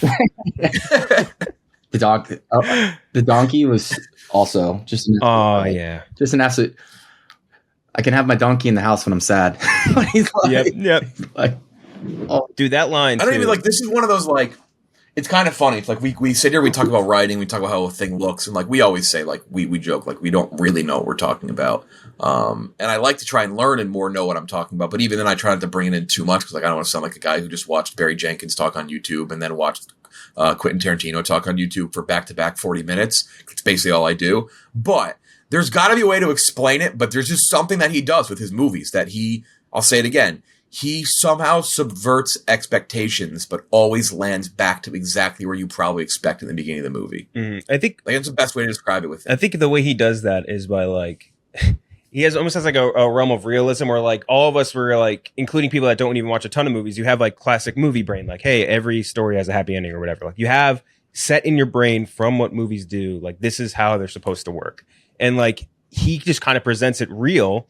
And like that, for some reason, sort of subverts the expectation. I think so. Like he just is playing against what your mind is telling you to view from movies, even though that's not what's real life. Oh, and the only joke I wrote down from this scene or from this movie that really killed me was the part where he fools the guy into leaving because he says his dad got hit by a milk truck and died. He's like, "That's how my mom died." Yeah. And that scene. That line delivery just crushed me. Between that's I don't know that actor's name, but he killed it as well.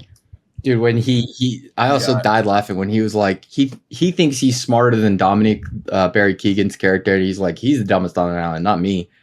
And Barry Keegan's character is like, what does he say? He's like, love, all love is war. Like he quotes Shakespeare or something. And Patrick has no fucking idea what he's talking about. And he kind of realizes, oh, I might be dumber than Dominic. Yeah. That whole back and forth is great with him realizing he's dull. Yeah. Oh my gosh. So funny. There's so many good lines in there. I can't wait to rewatch it. Like you said, I don't go ahead. No, I'm saying I don't know where this is going to land with nominations and stuff. Though. That's my only other question. Really, was I think it's one of those things that'll come down to how hard does it get a campaign for. If it gets a campaign, it's I think a lock for Best Picture nomination and probably a lock for Colin Farrell to get a nomination. Oh, it does. I'm looking at Variety right now. Their predictions, which were updated last week, it has it number 2 behind The Fabelmans. I would say that I've heard, and this is just based off of what I'd seen as well as far as Oscar races go. I heard the supporting actress field is very tough, but I would love if Carrie Condon got something out of this because she was fantastic, like a real highlight from the movie. Man, if fucking Top Gun doesn't get nominated for Best Picture, I am Mr. Oscar. I may never watch the Oscars again. I don't want to put my chips on that. They have to do it. If it does not get and for the record, right now everybody has it being nominated. Okay. Like it is like it's not a on the fence thing. If that fucking movie doesn't get nominated for Best Picture, shut it down. They're gonna release another like favorite movie category. Throw it up there. There's also been no more obvious this is winning Best Picture than The Fabelmans, by the way. Yeah. Movie by movie. I don't think it's possible that anything else wins. Like it's going to be so juiced up to get and you know what? Look, it sounds like it's great. Oh yeah, people say it's like almost best of his career, like it's up there. Like people are hyping the shit out of this movie. But it just feels like something that is going to absolutely... I mean, let's call it what it is. It's a movie about making movies. It is absolutely right up the Academy's wheelhouse. Like, they fucking love this shit. Like they will eat it. And Spielberg's directing, like it's just everything they like packaged into one movie. And it's gonna, yeah, like you said, like it's gonna be tough to beat. And people are gonna be very upset about it, but whatever. Excuse me. Very high rankings and scores for the Banshees of Inisherin, which is awesome. That's a 2 thumbs up. Speaking of thumbs up, Kenjek, you did the Chicago Dog Walk draft with Richard Roper. I did. That was very, very fun. I know that's Roger Ebert, but Ebert Roper, yeah. Yeah. So listen to that. He was a blast. I know He's you had a awesome. bunch of fun with him too. So fun. He is. Yeah, he is. He's awesome. He's the guy. I reference him all the time. I asked him. It might have been on the Barstool podcast, Chicago Dog Walk. It might have been on the episode or after, where I said like, "Hey, do you take notes during screenings?" And he is Mr. Review Guy. And he's like, never. He goes, and Kenjek and I see it all the time. People just their head down in their notebook in a screening, and I was like, how are you watching? Like, what do you want? You're not watching the movie. Yep. You're not watching the movie right now. So next week we're going to review 2 movies. Enola Holmes 2, Hell yeah. which I'm very excited for. And Weird, the Al Yankovic story. Shout out Roku. First OG movie. Assuming that's streaming, right? That's on Roku, right? Yeah. Like it's going to be on the Roku channel. Streaming service. Okay. And then the week after that, we have Black Panther: Wakanda Forever and The Fabelmans. What a week. Yeah, that's it. It doesn't let up now. After that, it's Knives Out. Bones and All's up there. The Menu, which I'm still curious how that's going to be. Like it doesn't let up. But again, I will say we are not. I know Gooch, you're excited for Diary of Wimpy Kid Roderick Rules, and you're fired up. We will not be reviewing the New Christmas Story. Fuck that. Fuck it. All right, relax. Yeah, no, I don't like that wasn't coming an from opening you. for you to come rip. Yeah. Fuck you, Ralphie. You You all right, fucking last die, thing. Ralphie. Last thing, rankings. We'll go across the board. Robbie, I'll jot mine down. Kenjek, you can send him yours as well. We don't know yours though. There is no Gooch ranking. There will be eventually down the road. More updates on the website coming soon. Last segment, post-credit scene. Steven Spielberg rankings, presented by MovieRankings.net. Go to MovieRankings.net. Do that. Please do that. More on that soon. Very complicated. Don't have the energy to get into it. Spielberg rankings, though. We'll start. We'll go me, then it's not a draft. Me, Kenjek, then Gooch, since we don't know yours. Number 5 for me. By the way, my top 6 are all in my top 100 of all time for Spielberg. My top 6 are all in the top 100 movies I've ever seen in my life. The New West Side Story is like 150. It's up there, but these are all top 6. Close Encounter of the Third Kind is number 6 me. Schindler's List, number 5. A no-brainer, a timeless, horrifying classic. With one of the, did pioneer black and white movies, but one of the greatest moves in terms of like how a movie looks like in any movie ever made. Just iconic. So that's 5 for me. Schindler's List. Kenjek, what's your number 5 Spielberg movie? My number 5 is Indiana Jones and the Last Crusade. I think The Last Crusade is the second strongest among his movies, which might be tipping my pick a little, but like I think everything about that movie was incredible, including I think the addition of Sean Connery was brilliant. He was so good in that movie. Anytime you have a movie where you're just destroying Nazis, I'm always going to be all in. So many great scenes from that. I think the tank chase was awesome. The scene where with the knight where he's like, you chose poorly, and that guy turns into like a fucking pile of bones. Awesome. And just a lot of, and him just like sitting there doing this, like the goodbye thing to Indy as he leaves the place. Great. Everything about that movie I love. Even the opening with like River Phoenix as young Indy was great as well. So yeah, easy one for me. Gooch. My number 5, probably not on your list, but Catch Me If You Can. Very enjoyable Good movie. I know it probably won't be in many people's top 5. Wait, sorry, that's a 97 for you, right, Kenjek? Yeah, 97. Yeah. We have it at. And I have Catch Me If You Can at a 94. I think it is an absolute romp. I think it's one of Leo's best performances, young in his career, as what's his name, Frank Abagnale. Tom Hanks in his prime before he became a shit actor. Really dominating the screen, and that dynamic between the two of them running all over the world. It's just a very fun movie. and a little different from a lot of the other things he's done. Also, an incredible true story. Just fucking interesting. Yes, which makes it not that that's like Spielberg's like doing, but it does make it like it gives it a little more odd. Like it's very interesting. It's like this kid really got away with all this shit, and there's a lot of different actors pop up throughout the movie. Who is it? That's the bank teller that he hits on at first. Remember her name? Is it Elizabeth Banks? Elizabeth Banks pops up in there as a bank. And so does teller. Ellen Pompeo. She's the what do you call it? Stewardess. Yeah. No, Catch Me If You Can. Great movie. I was talking to somebody recently who asked about their dog. This is one of the dumbest things I've ever heard. They're talking about their dog, and they go, what's like? Guess my dog's name. I was like, I don't fucking know. I said it's a last name of someone from Grey's Anatomy, and my friend goes, Pompeo, like Pompeo. Like clearly, it's definitely Dempsey. Like I don't know why why Pompeo would be the guess. It's like it's a crazy first one to go with. My number 4. We're splitting hairs here at this point, by the way. Yep. 97 out of 100. For me, it is number 37 overall. Features what I think is one of the best speeches or moments or like emotional scenes in any movie. Probably last like 30 years. That's Saving Private Ryan. It is it's the scene. Shout out Tom Hanks, where he reveals like what his job, like what he does, like outside of war, and earned this over think, that too. Also, incredible moment from him. Yep, it's just there's such a like if I were to like pull scenes and like writing and moments that like that draw you in and make you feel something. That's just one of like probably my top 10 examples ever. Saving Private Ryan's fucking amazing, start to finish. But that is one of those things where it's like it takes such a big movie with some crazy stuff in it, iconic things, but such a simple moment like that can take a movie to another level. So Saving Private Ryan for me, that's number 4. Kenjack, number 4 for you. Spielberg rankings. Number 4 for me was your number 5, Schindler's List, for a lot of the reasons you were saying. I think on top of that, the visual style of it and everything, like the acting was insane. We were talking about Ray Fiennes a minute ago. Ray Fiennes as Eamon Geth was unreal. So good, like one of the most evil fucking performances I think you'll ever see.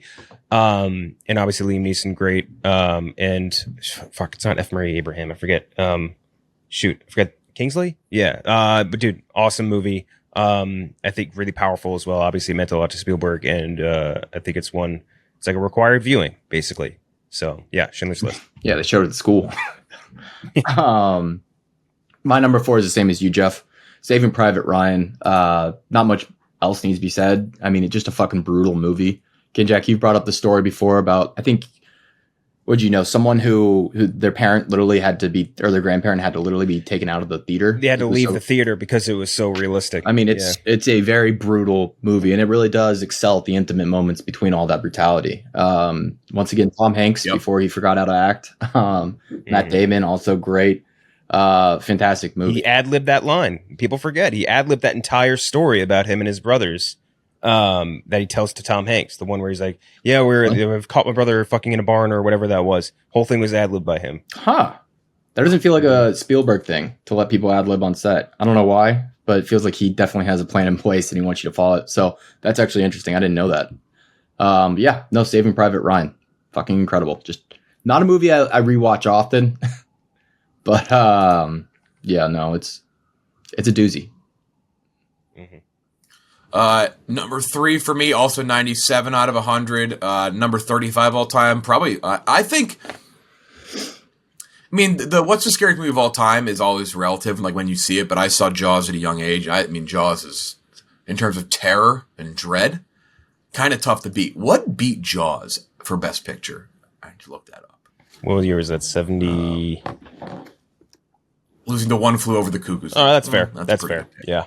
That's like I really wanted it to be like shit movie. I wanted it to be like The Crash of that year. Yeah. But that's a solid pick. That's a solid pick. I mean, Jaws window pane or something. They lost to Coal Miner's Daughter. Yeah, Coal Miner's Daughter. Hell yeah. I love that movie. What a great year for nominations. One Flew Over the Cuckoo's Nest, Barry Lyndon, Dog Day Afternoon, Jaws, and Nashville. Sheesh. That's heavy hitters right there. They don't make them like that anymore, boys. That is, what a fucking year. Yeah, Jaws, I mean, Jaws it's another. It's like you'll watch that maybe in film school. You watch that, but just the things you notice in Jaws, you're like, every movie does this now. Like, Yep. every little trick, the score is just Jaws. I think Jaws is like the most terrifying movie that I've seen. Like, if you factor in when I saw it, how I reacted to it, I think most people will say that like when they were younger too. Though I would love to go to theater and have like a 55-year-old guy in there see the scariest movie of all time. Like, he's like crying, like panting, leaving the theater because he got so terrified by The Conjuring 12. Something like that. I would love that. But yeah, Jaws for me, 97 100. That's number 3. My number 3, both you guys just had, was Saving Private Ryan, for a lot of incredible moments. I think it's a perfectly casted movie across the board. Paul Giamatti banger, people forget. But Giovanni Ribisi and I forgot to bring him up. guy. Yeah. Giovanni Ribisi, his death scene was one of the most brutal things I think I've ever seen in a movie ever. And then also, what's his name, who played Mellish, who got like hit with the bayonet. Incredible death scene as well, like very powerful, very, very disturbing. And even I think his name is Jeremy something. The dude who played Upham was like, it's like a perfect character to have in that group. Thought he rocked. A lot of really powerful scenes, like we were saying before. The landing on Omaha Beach alone, insane. His speech, which you were talking about, and I think the entire ending of that movie, the Earn This, was very powerful. And then the fast forward in time to him, like asking his family, like he's like, tell me I'm a good man, tell me I earned this, and they're just like have that big hug. Very emotional movie, very good movie. And I think it's just one of the best. Hard to deny. Yeah. No. Yep. Absolutely. My number 3, first one to bring it up, so I'm guessing it's going to be in your top 2. I'd be shocked if it wasn't. Raiders. Fucking Indiana Jones. Seeing that as a kid, it's one of those movies that really makes you fall in love with watching movies. It's just so fun. He's so cool. Harrison Ford is so iconic in that role. Marion, I think I have a thing for women with raspy voices because of that movie. Big time smoker voice. Yeah, I know. If you've smoked a pack of cigarettes every single day for your whole life and you sound like that, hit me up. Yeah, no, I mean, these next 3 movies I bring up, they are very much tied. I mean, the next 2 are 98s out of 100, and the last one's a 99 out of 100 for me. So 98 out of 100 for Raiders. It's a great flick. Indiana Jones is just so cool. He's just so cool. I'm so excited for Indiana Jones 5, even despite how bad Kingdom of a Crystal Skull was. Yeah, me too. James Mangold, baby. I know where Kendrick is. I'm curious if this. I don't think it is. It's only going to be on my list. My number 2 is E.T. It's number 31 of all time. I know you're a big E.T. boy. Number 1 E.T. boy. I'm a huge E.T. guy. I grew up with E.T. 98 out of 100. I think the flight song from E.T., the theme to E.T. is it's my favorite John Williams like sound. It's like, so they use it in the Oscars. The Oscars, like their theme song stuff that they use. They use the E.T. theme. And so for me, it's like when I think of movies, like I think of that theme song. I fucking love E.T. E.T. scared the shit out of me as a kid. Me too. By the way. I think a lot of people are horrified of E.T. It's just Me and my friends again, anything would have killed ET with hammers. I can tell you that much. Yeah, great tweet. anything 95 out of 100 or above for me is basically elite, and now it's perfect. But now it's about where it falls in line with other historical things. I mean, E.T. is a perfect movie. It's just like, I just fucking love it. I get why people don't like it. Like, and I'm not saying many people don't like it. Like, most people love it. But it is a little horrifying. It's a fucking scary alien. But, and when he's like dying on the table and shit too, it's such a weird looking. Disgusting little. I love E.T. though. I fucking love it. Ken Jack, I know your 1 and 2 are both top 10 movies ever for you. Yeah, let's see, they are ranked 100 out of 100 and 100 out of 100, respectively. Not that you needed to clarify. It's Raiders: The Lost Ark is my number 2. Raiders, I think the quintessential adventure movie. Like it is adventure to me. Like that's a movie you watch. It helps get your juices flowing. It gets you like, I don't know how else to explain it. Like you really, like it's impossible not to love that movie. Harrison Ford, like one, he had two of the coolest characters of all time in this, and Han Solo, Karen Allen, like you were saying before, great as well. The Jonathan Rhys Davies, who plays Gimli from Lord of the Rings, was really good as Salah in that. His Egyptian friend. Mm-hmm. And then Marcus Brody, one of the all-time great doofy sidekicks guy. And I think it was in this one or Raiders, I don't remember, but one of them was like, "Oh, you're never gonna find Brody. Like, he blends in. He's a spy. He's a perfect, like, he's a chameleon out there." And then they cut to him in the middle of Cairo, just like, "Where is? Did anybody know where this is?" Like, very funny moment. Good humor in the movies. One of the all-time coolest moments ever, because Harrison Ford had diarrhea when the guy comes out, starts flipping the sword like crazy, and he just bang, just takes the gun and shoots him. That's what fucking happened. Yeah, he had diarrhea, so that he couldn't do any hand-to-hand fights. He had the shits. He had the shits, so he couldn't do it. Amazing movie, great ending. The melting faces, that's something that sticks with you for a long time. And again, killing Nazis always going to be something that'll bring me to a theater. That's just one of those things that just rocks. So yeah, gotta be Raiders for me. Oh, when he falls in that snake pit too. Also, like, dude, yeah. That gave me the heebie-jeebies. So I was scared of snakes. Yeah, man, Spielberg good at that, huh? Giving you like one or two scenes that just ruins your fucking life. All right, next up for me, I'm going Jaws, baby. Jaws is it's a movie I actually didn't see until I was like 15, 16. It's a movie that I always thought, wow, it's probably really dumb, just about a big shark. They're, on its surface, it sounds pretty stupid. A town being terrorized by a massive shark, and then you watch it and you're like, oh, I get it.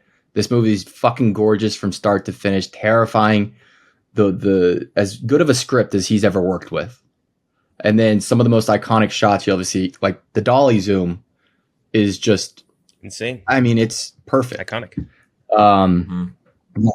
It is. The dolly zoom is like, it's crazy. Yeah. I mean, it's one of the greatest shots in the history of movies. Yeah. I mean, and the behind the scenes stuff is always very fun to look at too. I just want to throw that in there. The pictures of like, who broke it? George Lucas broke the shark. Yeah, he did. He was fucking around with it and broke it. George Lucas broke the shark. Steven Spielberg sitting on the inside of the shark's mouth. That picture is very funny. Jaws. Go watch it if you haven't. Which, if you haven't, I don't know how you haven't seen it, but yeah. That just reminds me of the behind the scenes for the Phantom Menace, where Steven Spielberg's on set and looking at the battle droids, and he's trying to fix the arm because like it fell off, and he doesn't know how to put it on. Mm-hmm. That's when George Lucas calls them Goongans. He goes, "Yeah, they fight the Goongans." This is your lore, sir. It's like the thing is, it's like, maybe that's how you say it, but if you like a good George Lucas sit down or interview, you hear him pronounce Star Wars names, you're like, what the fuck? Wookiees. Like, you just hear him say things, you're like, what the fuck? Yep. Like, that's not, no. You're like, what are you doing? He's trying to fuck with the fans. That's really what There's another all-time funny Lucas thing is he was on the red carpet for The Force Awakens. And they're at like these two hosts for like YouTube Star Wars and all this are asking him. They're like, "So what have you been doing?" He clearly like doesn't want to be like, "Leave me alone." But he was like, "I'll give you the interview," and he like gives it. And they're like, "What are you doing?" He goes, "I'm making like films, like just short films, like for myself." They're like, "When are we going to see him?" He goes, Never, not once will you ever see that. They're for me. Yep. Like, all right, respect that. Last one for me, it's Raiders of the Lost Ark, Indiana Jones, 99 out of 100. Top 20 movie of all time for me, specifically. Oh, that's the wrong Indiana Jones. Sorry. Specifically number 14. So I guess top 15. Nothing that you guys haven't said already. It's just it's the best action adventure movie ever made. It's one of the greatest performances of all time. Music is fucking flawless. Some of the best shots ever. I'd say if I picked my top 5 favorite stills from a movie, them digging and then Indy's silhouette against the sun is one of my 5 favorite shots in movie history. Endless goosebumps, chills. Like you said, Kendrick, some of the best moments. Guy dying with the plane, fucking blades. Yeah. He's fighting Indy. The gun and whip moment. Yeah, it's it's amazing. Amazing fucking movie. So that's my number 1, Raiders. Mm-hmm. For me, it's going to be Jaws. Jaws, I think, is a perfect movie. For a number of reasons. Actually, it's funny. If you're listening to this, the episode of that we were talking about of the dog walk is that we did, I believe it was Scariest Movies. And I had Jaws on my list, and Roper told a really cool story about how this guy, who I think his name was Jeffrey Voorhees, he opened a restaurant in Martha's Vineyard that was Jaws themed. and the person who played her mom, or played his mom, like showed up at the restaurant. I was like, oh, I used to play the mom. Like, this sandwich is named after me. And he's like, I played your son. Like, I'm the owner of this restaurant, which is very cool in retrospect. That's crazy. But yeah, that's a cool story. But in this movie, I think perfectly captures fear and anything that can leave like enough of a lasting impression where like you had people afraid to go to the beach. Like I was afraid to go to the beach after this movie, go in the pool, whatever. I think that's an incredible mark for a movie. The dolly zoom, like you guys are saying, the actual shark, I still think was scary as shit. But most importantly, the trio of actors in this was unreal. I mean, Roy Scheider, Robert Shaw, by the way, I think is the go to this movie. His speech about the USS Indianapolis is like bone chilling. And then Richard Dreyfuss as well. They're just an incredible trio. And I think that their lines throughout this, obviously iconic, like we're going to need a bigger boat, all of that stuff. Like, it's just a perfect movie, perfectly paced, perfectly executed, and a great finish. I think an awesome finish as well to add on to all that. So yeah, got to go with Jaws, my number one Spielberg movie. I think it's like, I don't know where it is for me all time, but it's like very close to the top, obviously, because it's 100 out of 100. 5 all time. Yeah, that makes sense. There we go. And then my number one, not on either of your list. Any guesses? All right, let me. Okay, Jurassic Park. Yep, nailed it. First one. Yeah. Okay, yeah, that was way easier than I thought it would be. I was about to guess like my Third Encounters. Yeah. Like, when I say that third kind. Raiders is a movie that makes you fall in love with movies, Jurassic Park really is the movie that really made me fall in love with watching movies. Not only you just like the guy dying while he was shitting. I mean, that's hilarious. It is great. The blockbuster. The just wonder and excitement you get from seeing the dinosaurs and watching that movie on screen, while simultaneously as the movie progresses, the fear that those dinosaurs create in you, it's incredible. And you get all-time performances from Sam Neill, Laura Dern, Jeff Goldblum, fucking awesome. Wayne Knight. Yeah. Spun off into a franchise that continually gets worse and worse somehow. But undeniably, the first one is great with some unbelievable cinematography. The blend of practical with CGI is also, I mean, just groundbreaking for sci-fi. I love Jurassic Park. Yeah. Great pick. What would be all right? So Jurassic Park, your number one. What would be your worst? Because Ken Jack and I do have the same worst. Let me look through his filmography really quick. I'm going to go to movie rankings. Just pull them up. Actually, I haven't pulled up. Right? Ken Jack and I have the same worst. Like, I think pretty easily agreed upon too. I'm trying to think what it is. I had to look it up to make sure. I was pretty confident I knew what it would be. I have an idea. I'm just not. Yeah. Let's see what it is. I don't know what they're thinking with that one. I don't think that's the worst. I don't think Jurassic Park 3 is actually the worst. I think Jurassic Park 2 is worse. But that one, that's fair. I mean, it's not that far down the list for us. They're not far apart. They're both bad. You know, my least favorite is though, because I like the Bird up, but my least favorite. That's yeah. My least favorite Spielberg movie is War Horse. That movie, man. It's not like bad. I just like, it's such a nothing. Like, dude, do other shit. Like, you could come on, you're Steven Spielberg. Which the funny thing is, like, we say that about Tom Hanks, right? And he's made some movies that maybe they're not all great. Like, we didn't love The Post. The Post was solid. Actually, like, I disagree. That's my least favorite. If we're going favorites, The Post I fucking was. Oh my god, I wanted to pull my eyes out watching that movie. It was so boring. But for him to reimagine West Side Story a little bit and do an unreal job, and then if he comes in with the Fablemans, it's like, you know what? Like, that's why he is who he is. That's why he's a fucking legend. Yep. Yeah. Can't wait for this. I honestly can't, because especially because now Spielberg's been on a heater. If this turns out to be good between this and West Side Story, which was incredible. And Ready Player One. No. And a career heater for Spielberg would be fucking awesome. Yes. That's it. Yeah, that's it. Go see Banshees of Inisherin if you can see it. Next week, 2 streaming movies, so you don't have to go out and see anything. But it's going to be Enola Holmes 2 and the Weird Al movie, which I still have no fucking idea what that's about to be. Me neither. if I log on Friday to go watch that and it's not a movie and we've been duped this whole time, I don't think I'd bat an eye. I'd be like, oh, all right, That's a Weird Al move. Well done. Yeah. Well done.